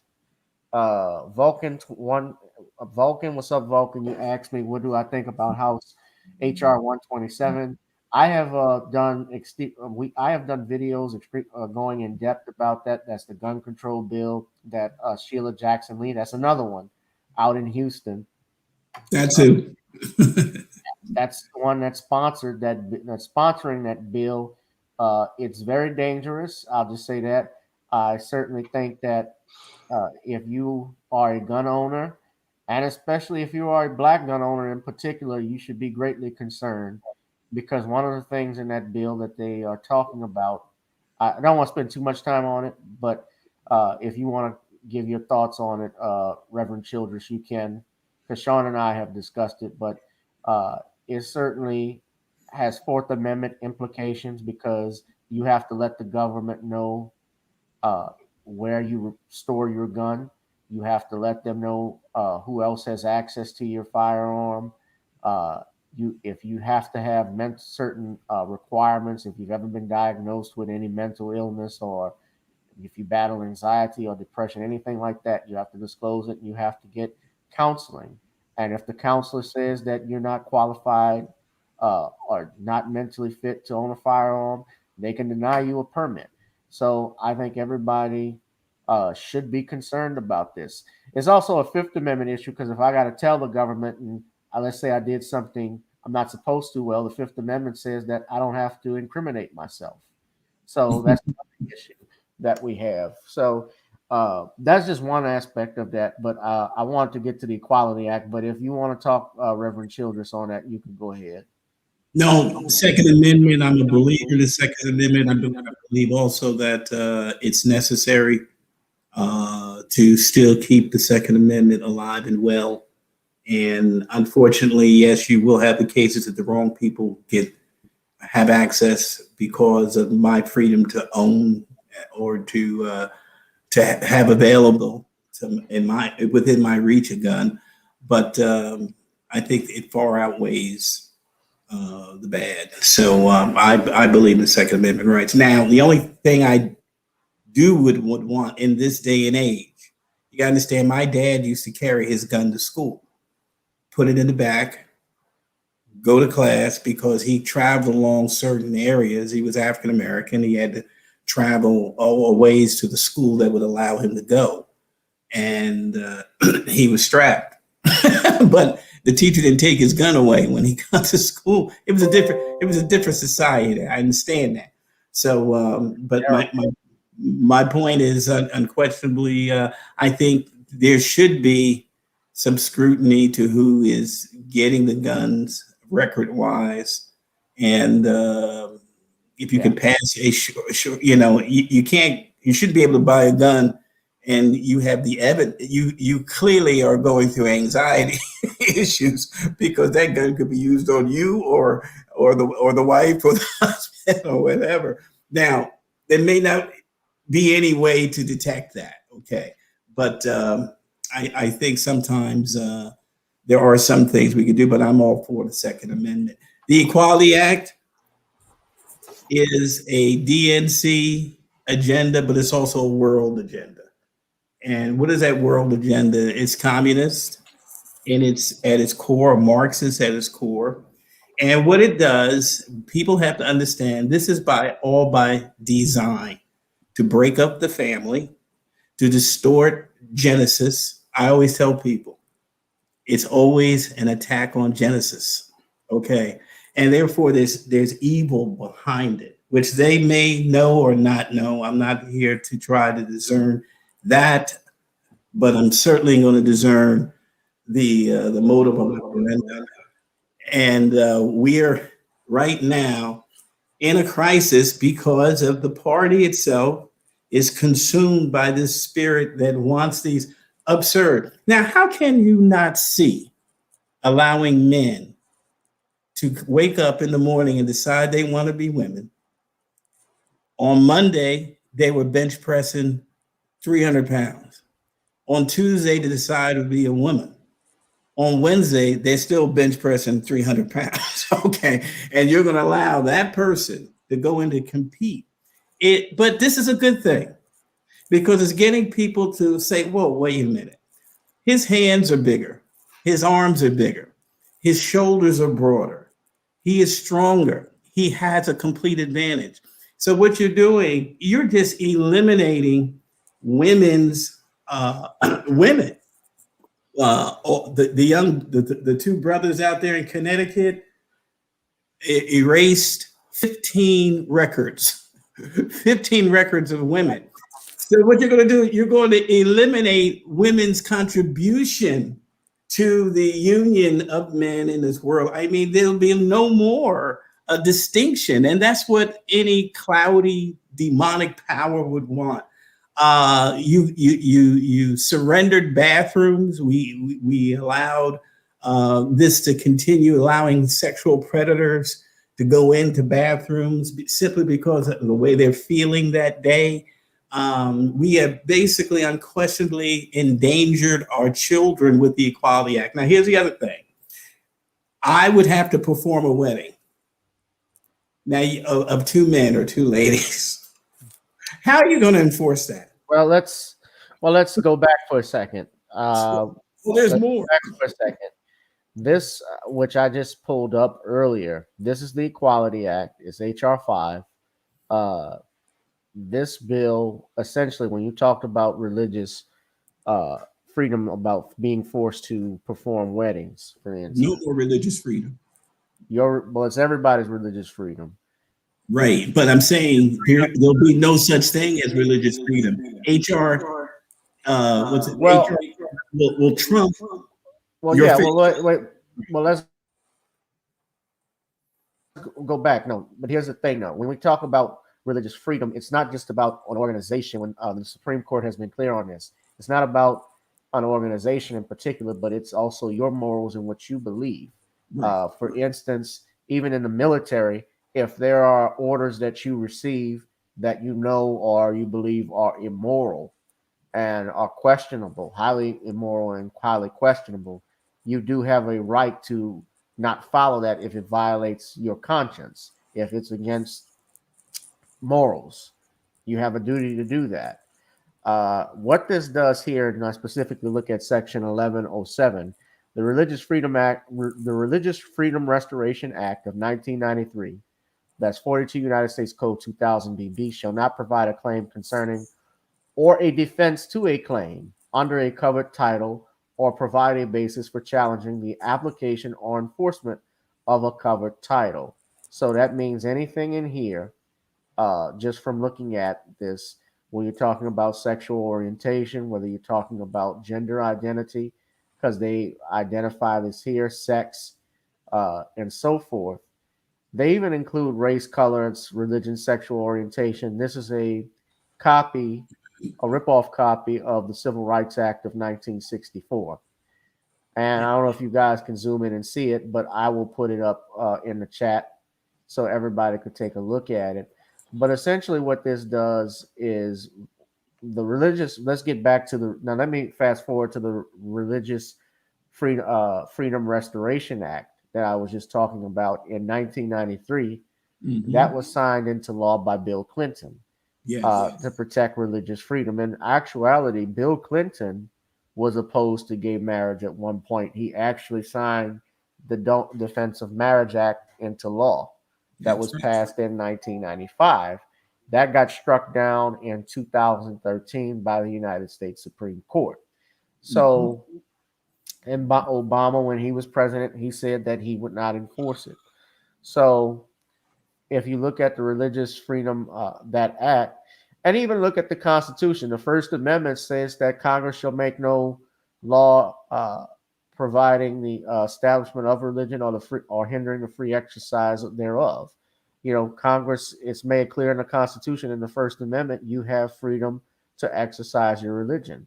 And while I don't support, obviously people getting hurt, people getting necessarily discriminated against, I also know that people also have a First Amendment right to believe what they want to believe and practice their faith. And I know, I believe it was in 2012 in Hawaii, the courts ruled that churches could not get an exemption on their properties for civil unions and same-sex marriages. If you performed a ceremony, you had to perform. If you performed it for heterosexuals and you had your property available to the public, you had to in turn do it for LGBTQ. You could not get an exemption if you were a church. This also happened. There was also another issue. Remember what happened with the baker in Colorado, Right. who, in his favor, they stated that it was a freedom of it wasn't just a freedom of religion, but a freedom of expression, and it was a 5-4 vote, which included Anthony Kennedy, if I'm not mistaken, who voted in support of him. And Kennedy has always been the swing vote. He was the one that said gay marriage should be legal. He wrote the opinion in that. Yeah. But what's also funny is that the same Supreme Court that struck down the Voting Rights Act of 1965, part of it, they supported and struck down Defense of Marriage Act. So I find it interesting how people will support the rights of one over the rights of others. And I'm talking about real voting rights, not choosing to, not things dealing with a sexual nature. So you guys ought to take a look at what is in this bill, because, and when we talk even about gender identity, like what Reverend Childress was saying, when I look at the sports aspect, and Shawn, I want you to get your opinion. There was if you're a 300-pound, 6'4" man lifting weights and you're breaking records in women's weightlifting, I'm sorry, but that's foolish. you ain't make, you're not no hero. I'd have I to saw, say, I'd yeah, have to say that they're a coward because to go into the women's section shows that you can't compete on the level with the men, and you don't want to put the effort into competing with the men. I mean, if you're supposed to be a good athlete, then you would want to compete with the men, but this just shows, again, the cowardice of these kind of people. And this legislation is fundamentally flawed because it goes against everything that our Constitution states that it's supposed to be about. I mean, our Constitution is supposed to be a sacred document, and this whole piece of legislation, when I look at the impact of it long term, it takes the country down the road of the last days of the Roman Empire. Now, the last days of the Roman Empire, these people were caught up in their hedonism, and I look at these whole gender bending as part of that, caught up in your hedonism, and you're not thinking about the rights of the average person. It's just all about your feelings. And this piece of legislation really takes us into that kind of era that led to that whole fall of the Roman Empire, because we're focusing on trying to give rights to those people who, as I see it, in some cases have mental health issues and are just absolutely deviant. And the giving them rights is like, why would you give a crazy person rights? Because they're completely insane. And then I look at the whole gun issue, and that goes completely against our Second Amendment, which is supposed to protect our rights to bear arms. I mean, we're heading into the areas where, if we remember, the King George wanted to go out here. He wanted to go out here and bring troops to people's homes and have them going through people's property. I mean, this whole law is just fundamentally flawed, and it just goes completely against everything our country stands for. But because a handful of people who have a certain viewpoint, they want to push these type of ideas, but these ideas are completely un-American, and they go completely against everything our Constitution is supposed to be about. And it's up to Americans, we the people, to stand up against this small group of deviants and people who want to take us down this far left crazy agenda into communism, and let them know that, look, this is the United States of America, and we have a Constitution, and we have rights under that Constitution, and we're not going to allow you and your crazy ideas to try to turn this country into something that it's not. It's also going to cause problems not just for pastors, but even for lawyers like myself, because we have in our code of professional conduct, we have provisions that prevent lawyers, if they choose to, from taking a case if they feel it would compromise, their religious beliefs or their morals. They're obligated; they don't have to take on a particular case. But by this, you can make me guilty or liable, at least in a civil court, because it's not a crime as of now. But you can make me civilly liable if I refuse to, if I wanted to represent somebody that's pushing for certain rights or certain things, if whether it be wanting to integrate the girls basketball team or change separate bathrooms, things of that nature. That might be a possibility. At the end of the day, even if this passed, people say, well, the courts could strike it down. Yes, they can, but courts are not 100% reliable. That's right. Courts can change. Our Supreme Court, especially, because if we go through history, and history has told us that men don't keep repeating the same mistakes because they don't read and learn about their history. It doesn't repeat itself. It's just people who fail to learn from their mistakes over and over again, and that's the definition of insanity. Now, but to get to my point here in particular, I see certainly this being challenged. I know that the Senate right now it's 50-50, but Kamala Harris holds the tiebreaker. It depends on who is willing to vote on this. And maybe the Senate will filibuster it. I'm actually seeing articles where certain members of the LGBTQ, the leading civil rights organization for gays and lesbians, GLAAD, they have a headline right here on the Daily Beast. They say major news outlets failed in coverage of the Equality Act, as if nobody's talking about it. Well, nobody talks about it, and I think the reason why no one is talking about it is because if people actually went and read what was in it, or just looking at it, a lot of people are not in favor of it. Right. And you're conditioned not to talk against it by society, by the media. And let me be clear about something too, because as an attorney, I represented and have worked with people of all walks of life. That includes white people, black people, brown people, Chinese people. I've worked with gay people, and I treat people no differently than how I would like to be treated. However, do I have to go to a gay wedding? Do I have to agree with everything that they say and do? No, I don't. General Patton even said, like General Patton said, if everybody's thinking the same thing, something's not working.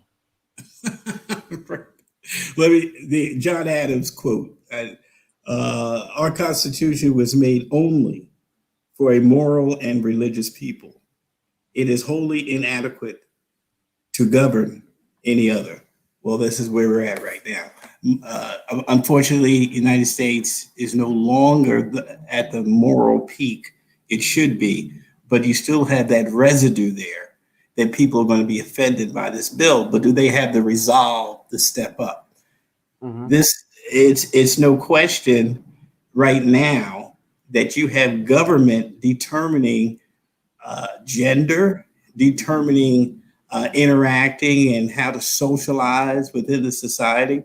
I don't want to belong to the point, but I just preached this on Sunday when the Equality Act came up and all that. And I had a part of my sermon was that this is what Jesus talked about.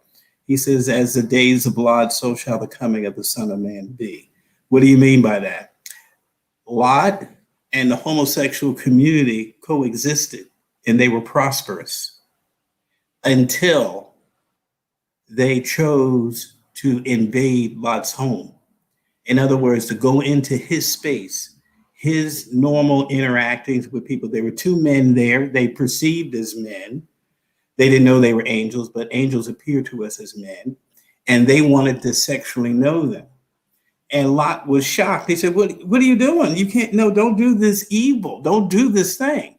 So in other words, there was an understanding between the two, what he thought of them, but they coexisted.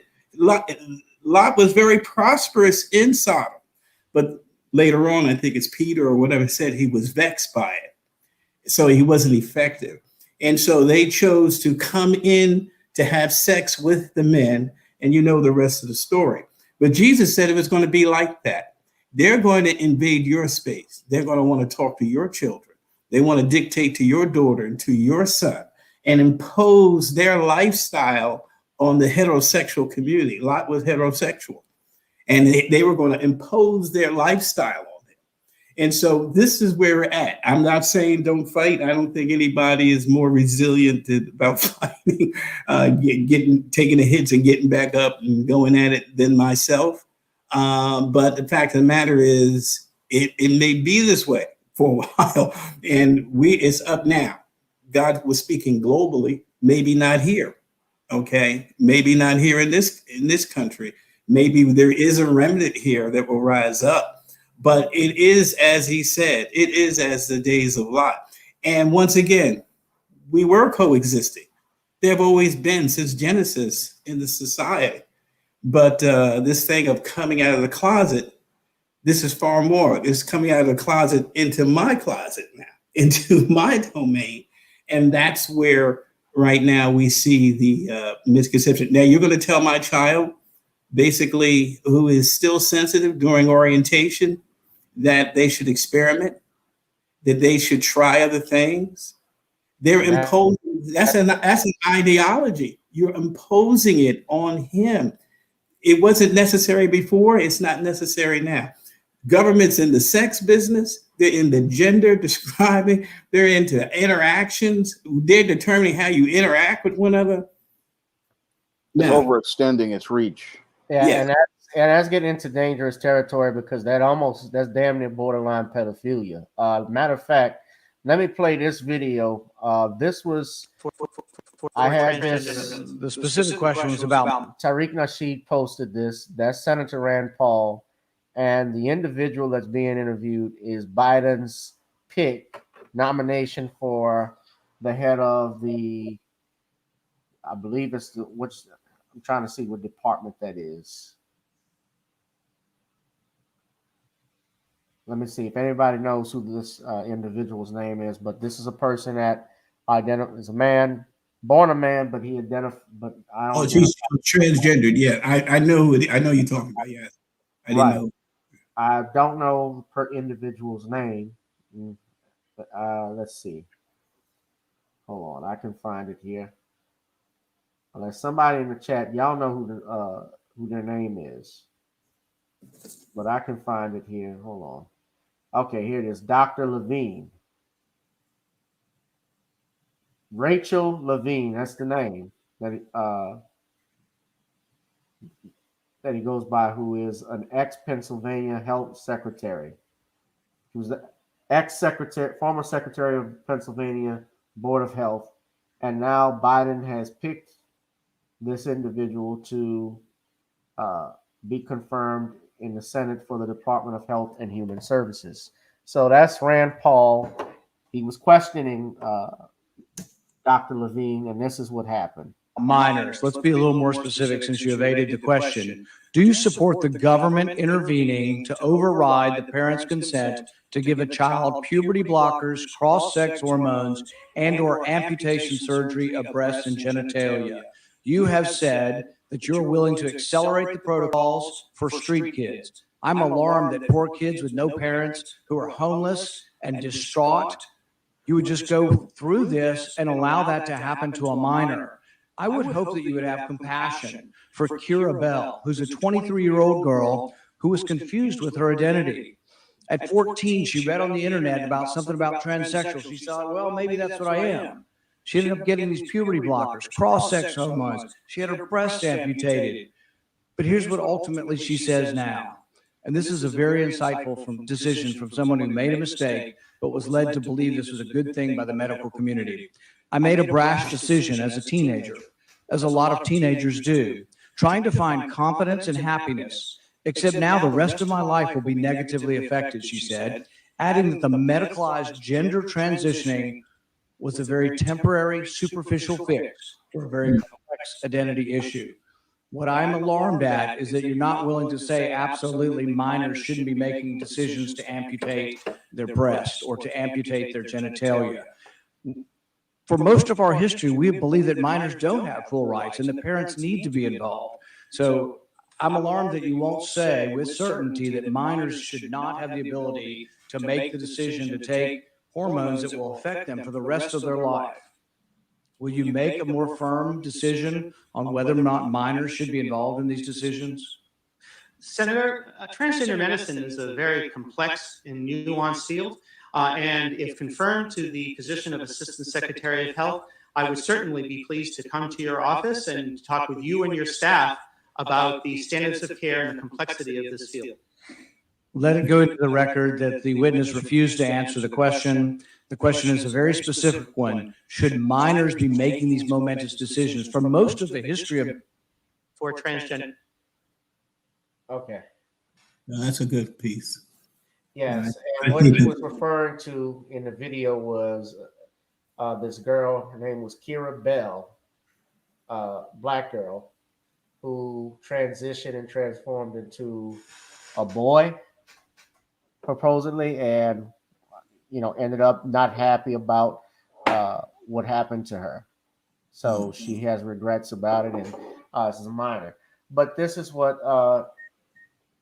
But this is what is going on in this country right now, and that will be That's being what's supported by this Equality Act. So Vulcan 220 Vulcan says here, facts, the LGBT community today wants more than just acceptance. They're pushing an agenda now. Well, and they have powerful allies. I mean, listen, the reason why Don't Ask, Don't Tell came into law and Bill Clinton approved that was because of a guy named David Geffen. You probably have heard of David Geffen because he was actually a music executive guy. He's also been involved in films. He had a production company. In fact, at one time, he and Michael Jackson were good friends, and they were going to make a film company together, but they had a falling out. And I think Geffen had gone on and worked with DreamWorks, if I'm not mistaken. But Geffen was in, they have pictures of David Geffen with Oprah Winfrey and Gayle King and a group of others on a boat, especially when that Michael Jackson documentary came out, Leaving Neverland. And we know where Oprah and Gayle King stand on that. But what I was gonna say, but he was the reason why that came about. He gave money to Clinton's campaign, and Clinton was of the mindset, well, I will not overturn sodomy laws, but what I'll do in the military, but what I'll do is I'll put Don't Ask, Don't Tell in. And that's how they were able to sneak in with that. They have people in Hollywood, people and directors and so forth that are, gay. You look at Ellen DeGeneres. Ellen DeGeneres is not even funny. I never thought Ellen was funny, but like Judge Joe Brown says, she can keep her TV show, even when they're reporting how she's been abusive to her staff. That's the anointed darling of the LGBT. I mean, and she knows it. To think that they were going to get rid of her in disgrace was foolish for anyone. She is the face until she does something so outrageous they would have to. But she's the one that's chosen to be the individual to bring the message.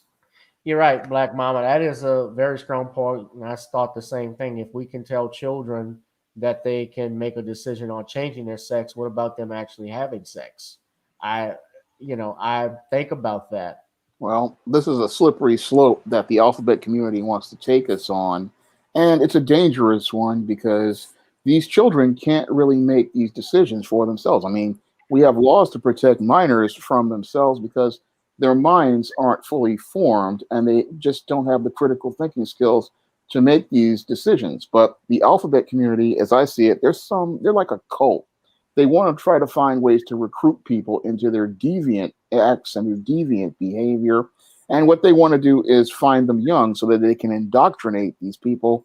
And they want to try to impose their will on people, and it's related to their deviant behavior because it's all about their lust and their obsession with this whole, everything is related to sex. And that's what they want to do, is indoctrinate people at an early age into this behavior.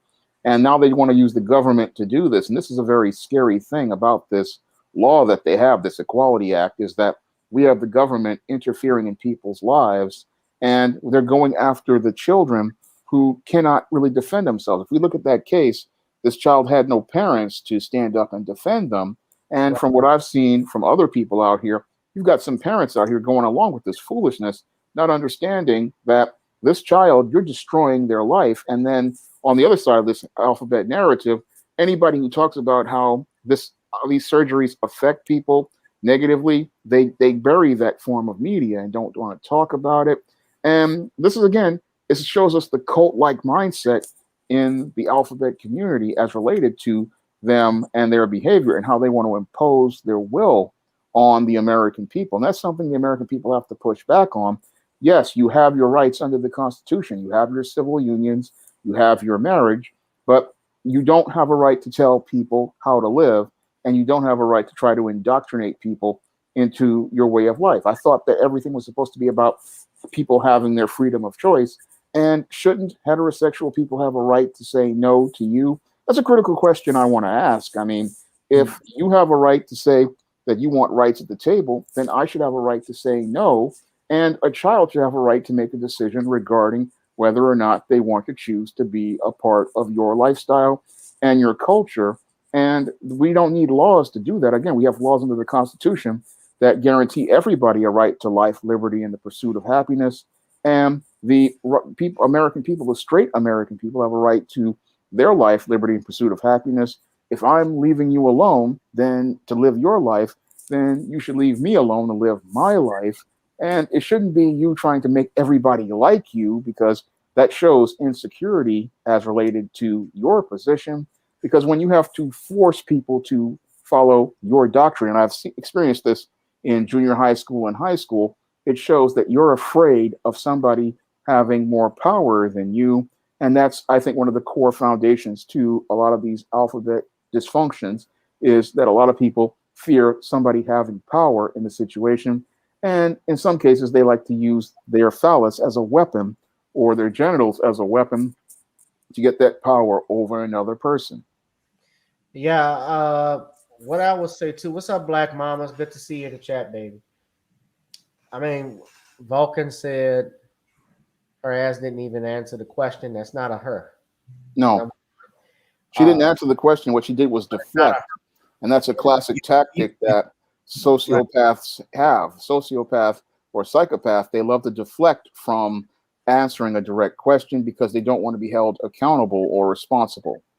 So so looking forward, what's the solution to stuff like this if we're worried about it? Because people can lose. I know of people that have lost their jobs for speaking out on this stuff. I have family members that tell me, Gavin, be careful about on topics because you don't want to lose your job. You don't want to lose any potential revenue or anything like that when this stuff comes on. Because I know of people who will talk about this and they will lose their job. Look what happened with Kim Burrell, the gospel singer that was in her church a couple of years ago. She had a guest spot on Ellen, actually. She also was on the Hidden Figures soundtrack with Pharrell. And apparently, when they caught her preaching in church, she was preaching in church, her First Amendment right. They heard her. Someone recorded a 20-second snippet of it, but I think she did a whole hour of preaching. But they took that one snippet, it went viral, and she lost her endorsement deal. She lost her radio show, which was on college radio. It was Texas State University's radio station, which I don't know why she didn't sue, because that's another First Amendment issue, because it's a state school. She was in church. So I looked at all of that. I'm wondering, well, what are we going to do? Because it's like you're being bullied into accepting this. You are being forced to accept this. There's a difference between tolerating something and totalitarianism, and really tolerance versus fascism. I was going to say fascism. Yeah, you're being bullied. This is an agenda. It is deliberate. Major objective they have already now in New Jersey hit where they really wanted was the kindergarten, first grade, second grade, this slow indoctrination to basically to perk a child's interest in even experimenting or trying, let's face it, just to be honest, coming up, girls used to practice kissing on each other, not the guys. There was a difference. Okay. Right. Right. You're right. No, and people, these are basic stuff. There's a difference. Guys won't do that, but girls did. Different mindset, different psyche. You're now invading and distorting all that. And what this, I pray, comes out and say, listen, Genesis is right. In the beginning, he created them both male and female. There is a difference. They are wired differently. They see things from a different perspective. You unquestionably cannot in any way try to invade and come up with a remedy for your agenda in distorting anything that God has called the staple. The family is the most fundamental building block in the country, in the world. And now they're going past the family structure. They've gone into gender. And they're allowing us to switch genders and have laws to penalize, weaponize against us if we have any opposite view. Nature, first chapter of Romans, testifies against you. You will never be happy. If we changed all the laws just the way you wanted them, you're never going to be happy because nature testifies against that. Yeah. And so we have to stand up. You ask what to do? Parents. The church, of course, that may take a while. But parents are the strongest lobbying force I've seen come up against the LGBT agenda, the vaccine, certainly agenda, was the parents. A group of parents came out in force. That law was buried. Right now, we're trying to come out in force against the Reproductive Freedom Act. So far, they tabled it. When they see parents respond, they begin to back up because they all worry about being elected. But I warn your listeners, the Democrats realize their agenda is not favorable to the society at large. They're going to continue to conduct, unless somehow it's stopped, crooked elections. I can say what I want to you knowing I'm going to be elected anyway because I have it, it's rigged. And that's what's happening. So you'll have to accept this agenda. And guess what happens when something like this continually happens? The voter becomes disillusioned and begins just to accept the status quo. That's what happened in Venezuela. He was fixing the elections every time. And many people just began to say, hey, later. But we need fair elections to start this. If they know we have fair elections and parents rise up and one day the church wakes up, we can shift this. It's not as difficult as it seems. We can shift it. Yeah. I was showing everybody, but I thought this was funny because we were talking about Ellen. Mad TV did a sketch on Ellen some years ago, making fun of her. Boy, at her show. Knew more about Martin Luther King. Hang on a second, folks. I'm looking for a joke. There somewhere. Nope, nothing. Anyway, DJ Tony, let's get this dance party started.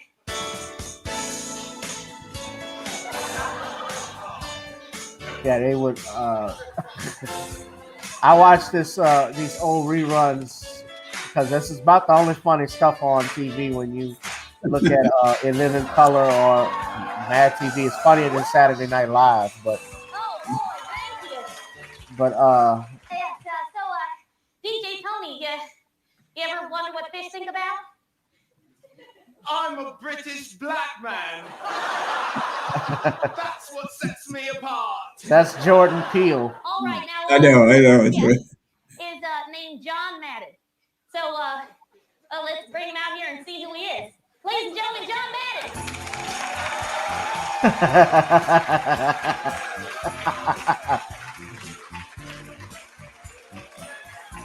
You say John Madden, football John Madden? Yeah.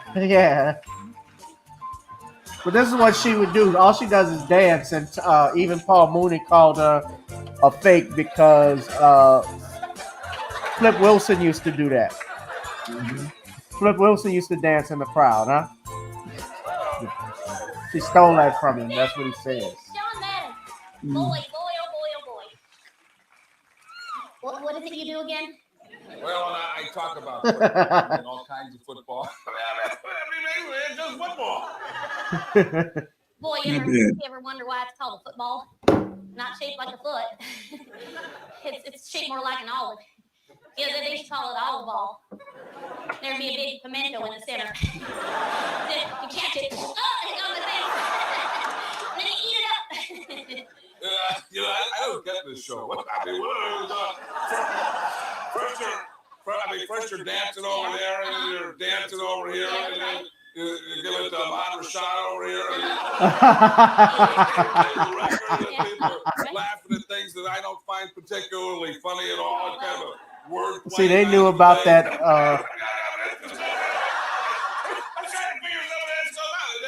got what's a fish thinking? I didn't get that bit at all. And then I'm here and I just want to talk about football. Are you high on drugs?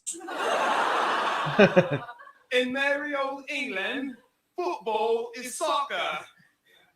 That's what sets us apart. So, you ever wish that your name was John Gladden? Like, I'm real happy that my name is Ellen the Selfish. I would tell you somebody who's not selfish. Brett Favre. I mean, he's the greatest player.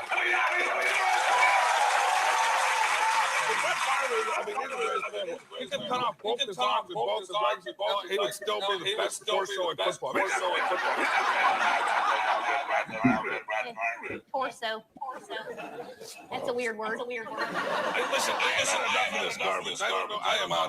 No, we go. Who wants to see John Gladden dance? That's essentially her show, Ellen DeGeneres.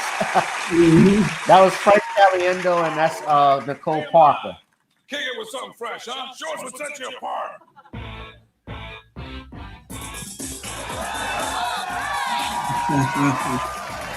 Well, I know it's not good real job, man. Yeah. But Frank Caliendo, yeah, that's what he was known for. He was doing John Madden impressions, and he had him down pat. But that was funny. But yeah, I was thinking about that. But I'll just close. Shawn, I'll let you have the last word on what you think we should do. Because I was talking about this last night on Judge Joe Brown's show with Valerie Denise Jones. People will probably eventually start pulling their children out of school, homeschooling their kids when this stuff gets passed legal, throughout the country, like LGBT history. People are actually doing that. So that might be one step that'll wake them up. I believe this is going to be a major pushback, and I believe the pushback is going to come from the women, because the women of America, they're the ones who are going to lose the most as related to this legislation. I mean, they've already lost women's sports overall.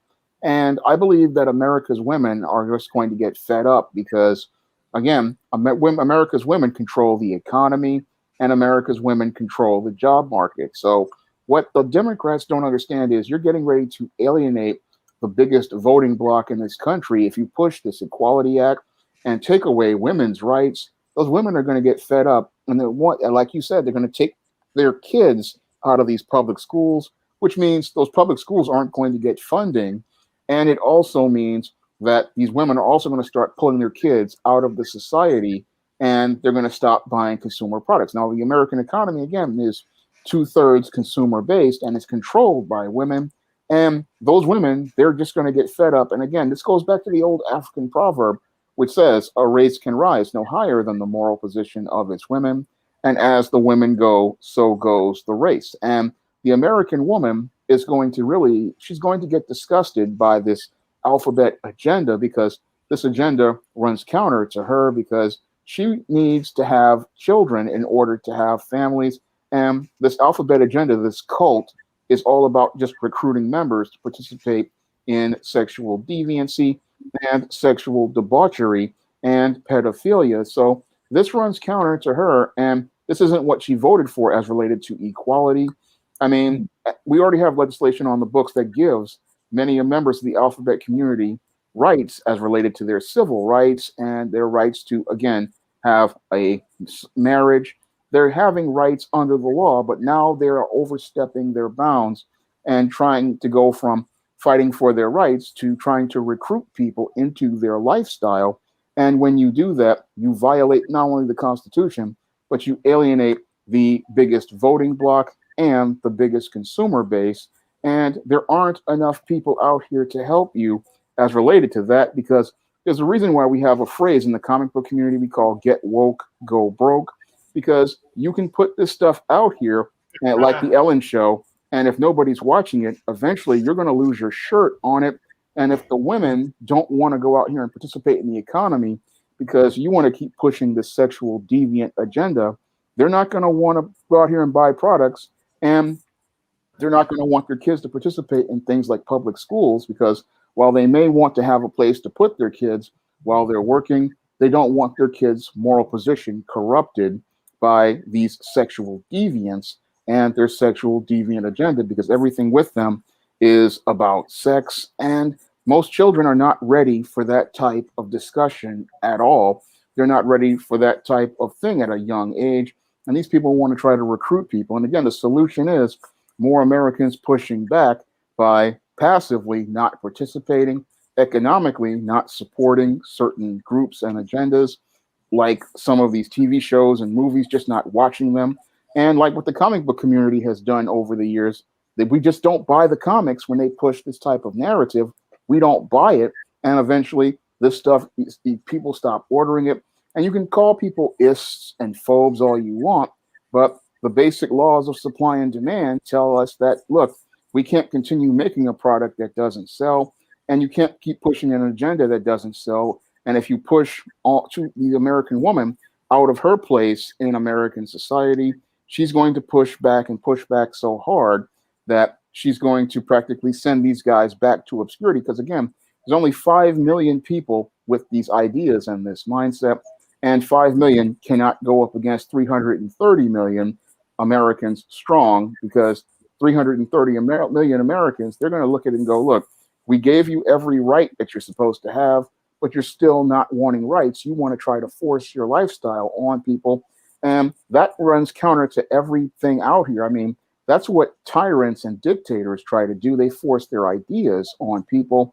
And that's not the American way. And you can't legislate people to force your way onto people, because people are just, if they don't like your lifestyle, they don't like your lifestyle. And they have a right to disagree with your lifestyle in a country where we have free speech, freedom of expression, and freedom to choose. We have a right to choose not to support your position. And if you don't like it, then that's just how it is. I mean, when I think about the whole thing as related to these people trying to push their agenda, again, it's just so un-American, it's not funny. Again, if you're a gay American or LGBT American, you understand that, okay, you have your lifestyle, but you can't force your lifestyle on other people. There is no monolith as related to America. We're supposed to be, again, about the life, liberty, and pursuit of happiness. And again, the solution is Americans have to push back, because according to our Constitution, again, everybody has their rights, and no group has a right to impose their rights, their way of life on others, and insist they live their life. We insist we live their lifestyle, because that's not a democratic society. That's a tyranny. Amen. Yeah. Right on that. Homofascism. Well, gentlemen, we have had a great discussion. It's been over 2 hours. So Farside fan, what's up? Farside says this is a good discussion. Yeah, Vulcan says right, exactly, Shawn. Black Mama says right, Shawn. What I say to you is that you guys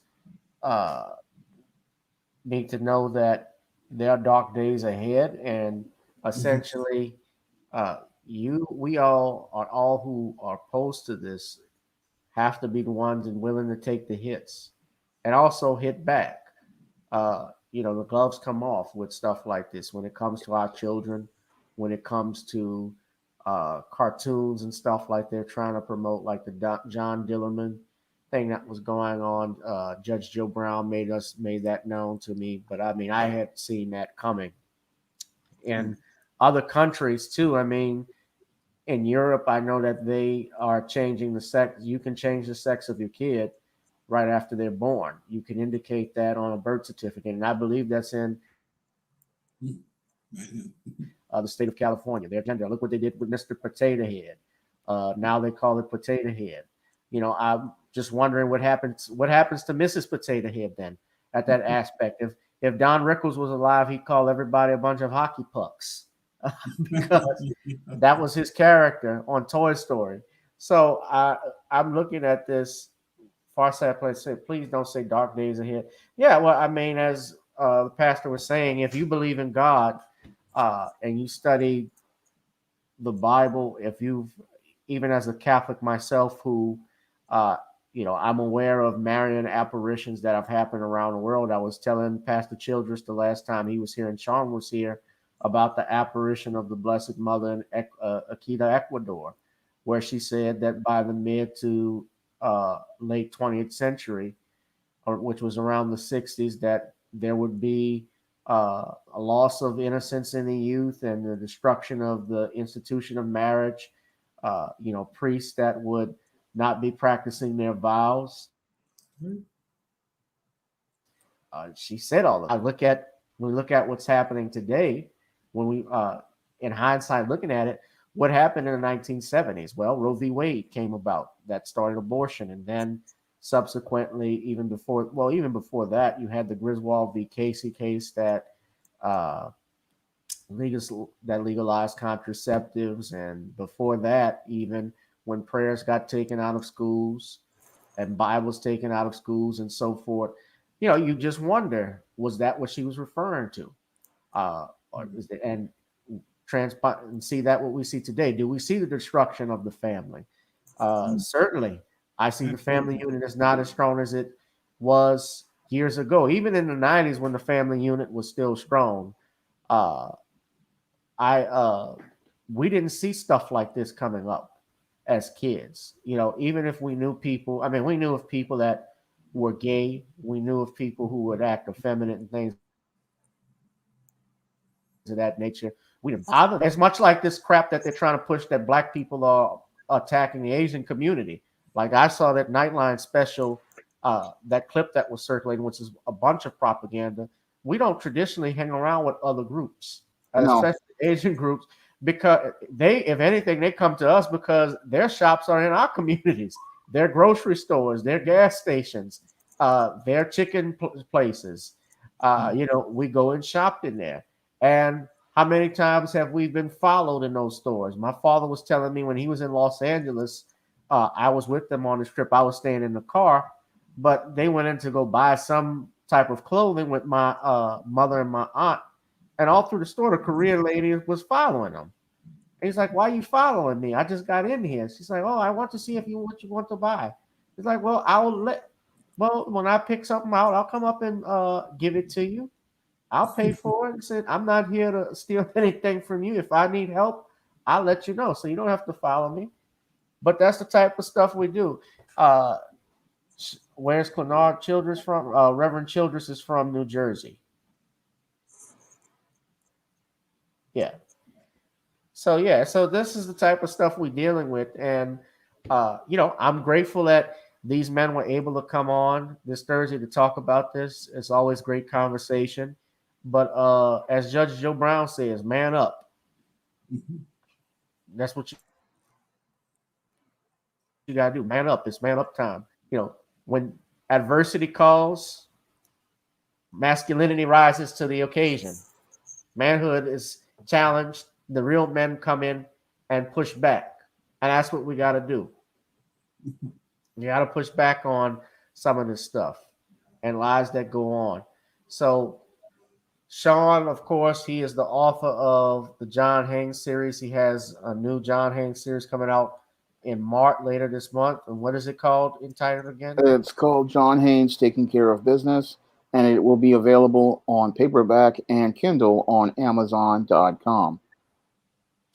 Yes, and Pastor Childress's website, you guys could check out blackgenocide.org. I'm pulling it up right now. blackgenocide.org. And you guys go to that website, look up Mafa 21. That is a documentary that Reverend Childress was detailing the history of Planned Parenthood. And oh, by the way, since we're talking about, just to remind you all, even with Joe Biden, I just saw this earlier yesterday, that there's criticism even of him in regards to how kids are being held down at the border in camps and so forth. There are a lot of, even AOC has come out criticizing the administration now in regards to how they're handling that. So I found that to be very interesting. You can't blame Trump on that one now. He's out of office. So I don't know what, but when AOC is attacking you, there's a split going on in the Democratic Party right now. So you're going to see civil war. Well, you're about to see You're seeing it now. the vice president possibly become the president. I don't know how soon they're going to do that, but it's AOC has high aspirations as well as the crew that she hangs with.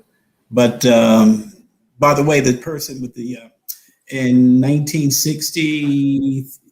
early 1960, 85% of our homes were headed by two parents. Yeah.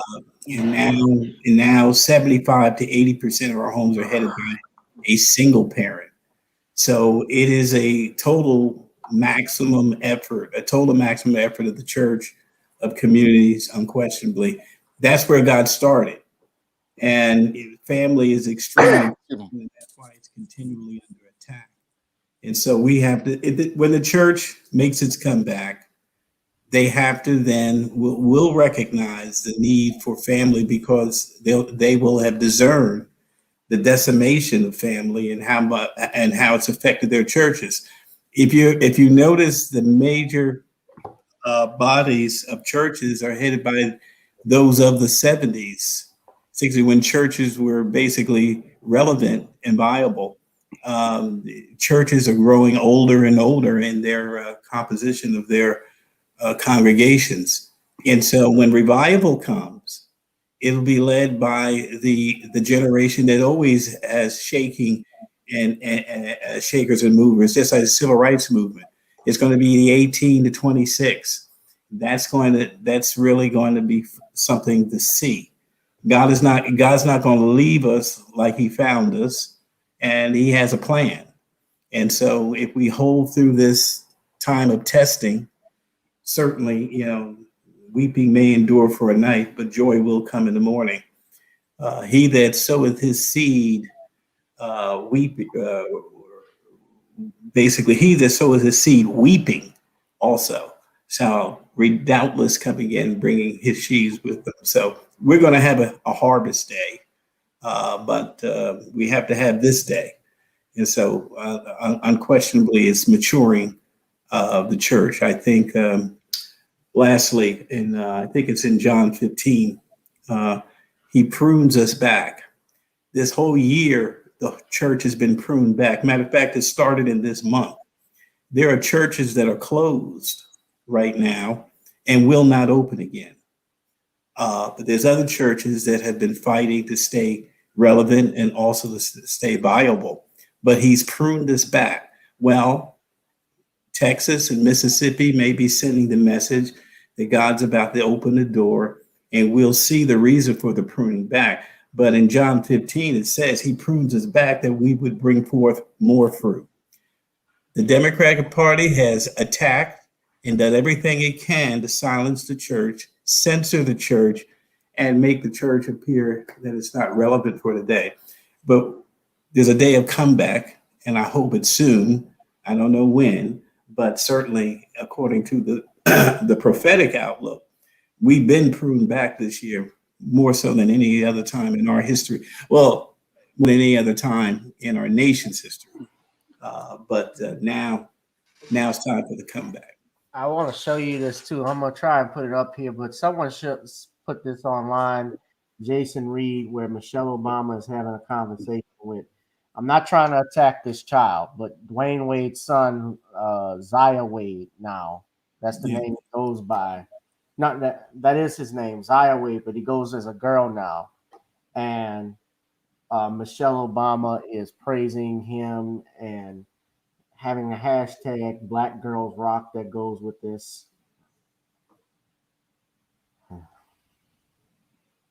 Will Smith, Jada Pickett. Now, we're under siege. We're under siege. God's going to do something soon. Maybe by the next time you call me to come on this program. I feel it strongly. But I just don't understand why this is being pushed like this. Why is it celebrated? Because it's the darkness of the times, and the scripture says that he says, "Perilous times shall come, And in that scripture, 3rd chapter, 2 Timothy, he talks about they'll call right wrong, wrong right. Some of our enemies would be that of our own household. It's a lot in there that is so relevant today. It's scary, but there's also a day that's described in the midst of that the church basically takes its rightful place as the city set on a hill, the light upon the candlestick. He's the only institution that God said he was coming back for was the church. So we'll be here.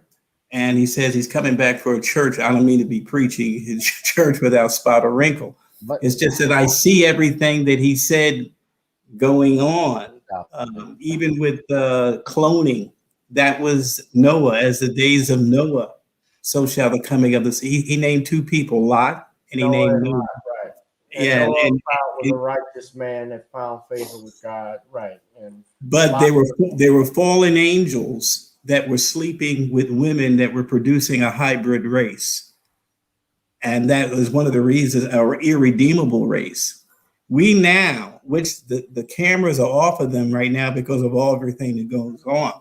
The cloning that is going on, I'm telling you, you see those things on the Terminator? These people, what they're talking about stuff like transhumanism. Man, you don't. Like cyborgs and stuff like they that. may be doing it, and we just don't know it. But if not, they're this close. They're this close. Well, you're producing as a humanoid, irredeemable, just as it was in the days of Noah. And what was Noah doing? Noah preached and he built. He preached and he built. It's just so much that's happening right now that as you read the scriptures, you say back in the day, when I was reading in the 70s, I could see some things. But now you see everything.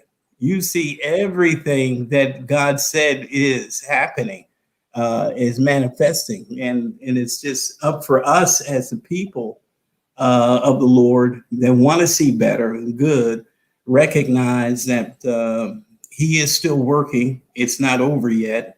And that fortunately, the nation was founded on a covenant, and God is going to keep the covenant. Even when we've been unfaithful, God has a means of being faithful. He's going to keep his vision that he had when he birthed this country, as flawed as it was. Yes. Well, you're gonna keep us here to midnight or what? I'm actually about to wrap it up now. I was about to finish if you would let me do so. I just happened to look down the clock. I said, "Whoa." Yeah, it's right now. I know everybody's got to go, but this has been a great conversation. I appreciate y'all for coming on, Pastor Childress. Shawn, I will see you tomorrow when you do your live stream, and I always look forward to your videos. I'm actually going to see your video drop tonight. All right. Duchess of Ratchetness, Meghan Markle. Could you please just do your accent briefly before we go? Well, I could do the accent just for a minute, but I will be talking like this during the video where I talk about the Duchess of Ratchetness, Meghan Markle, and the bullying of palace staff at Buckingham Palace. Pip, pip. All right, sounds good. Oh, cheerio, chapo. I pip, pip, hear all that good old stuff you do. Yes. All right, guys, that's it for me. This has been another edition of Gavin Richard Presents. Give a shout out to my guests, Reverend Clenard Childress and Shawn James. Buy Shawn's books. Remember, we're trying to get Shawn a good vacation. But we got to send Shawn on vacation, so we got to get his book sales up. So you guys be safe, be blessed. Check out the Man Crisis and the John Haynes series. And I will see you all in the next one. All right. All right. God bless. Thank you for having me. Thank you for having me. Oh, thank y'all.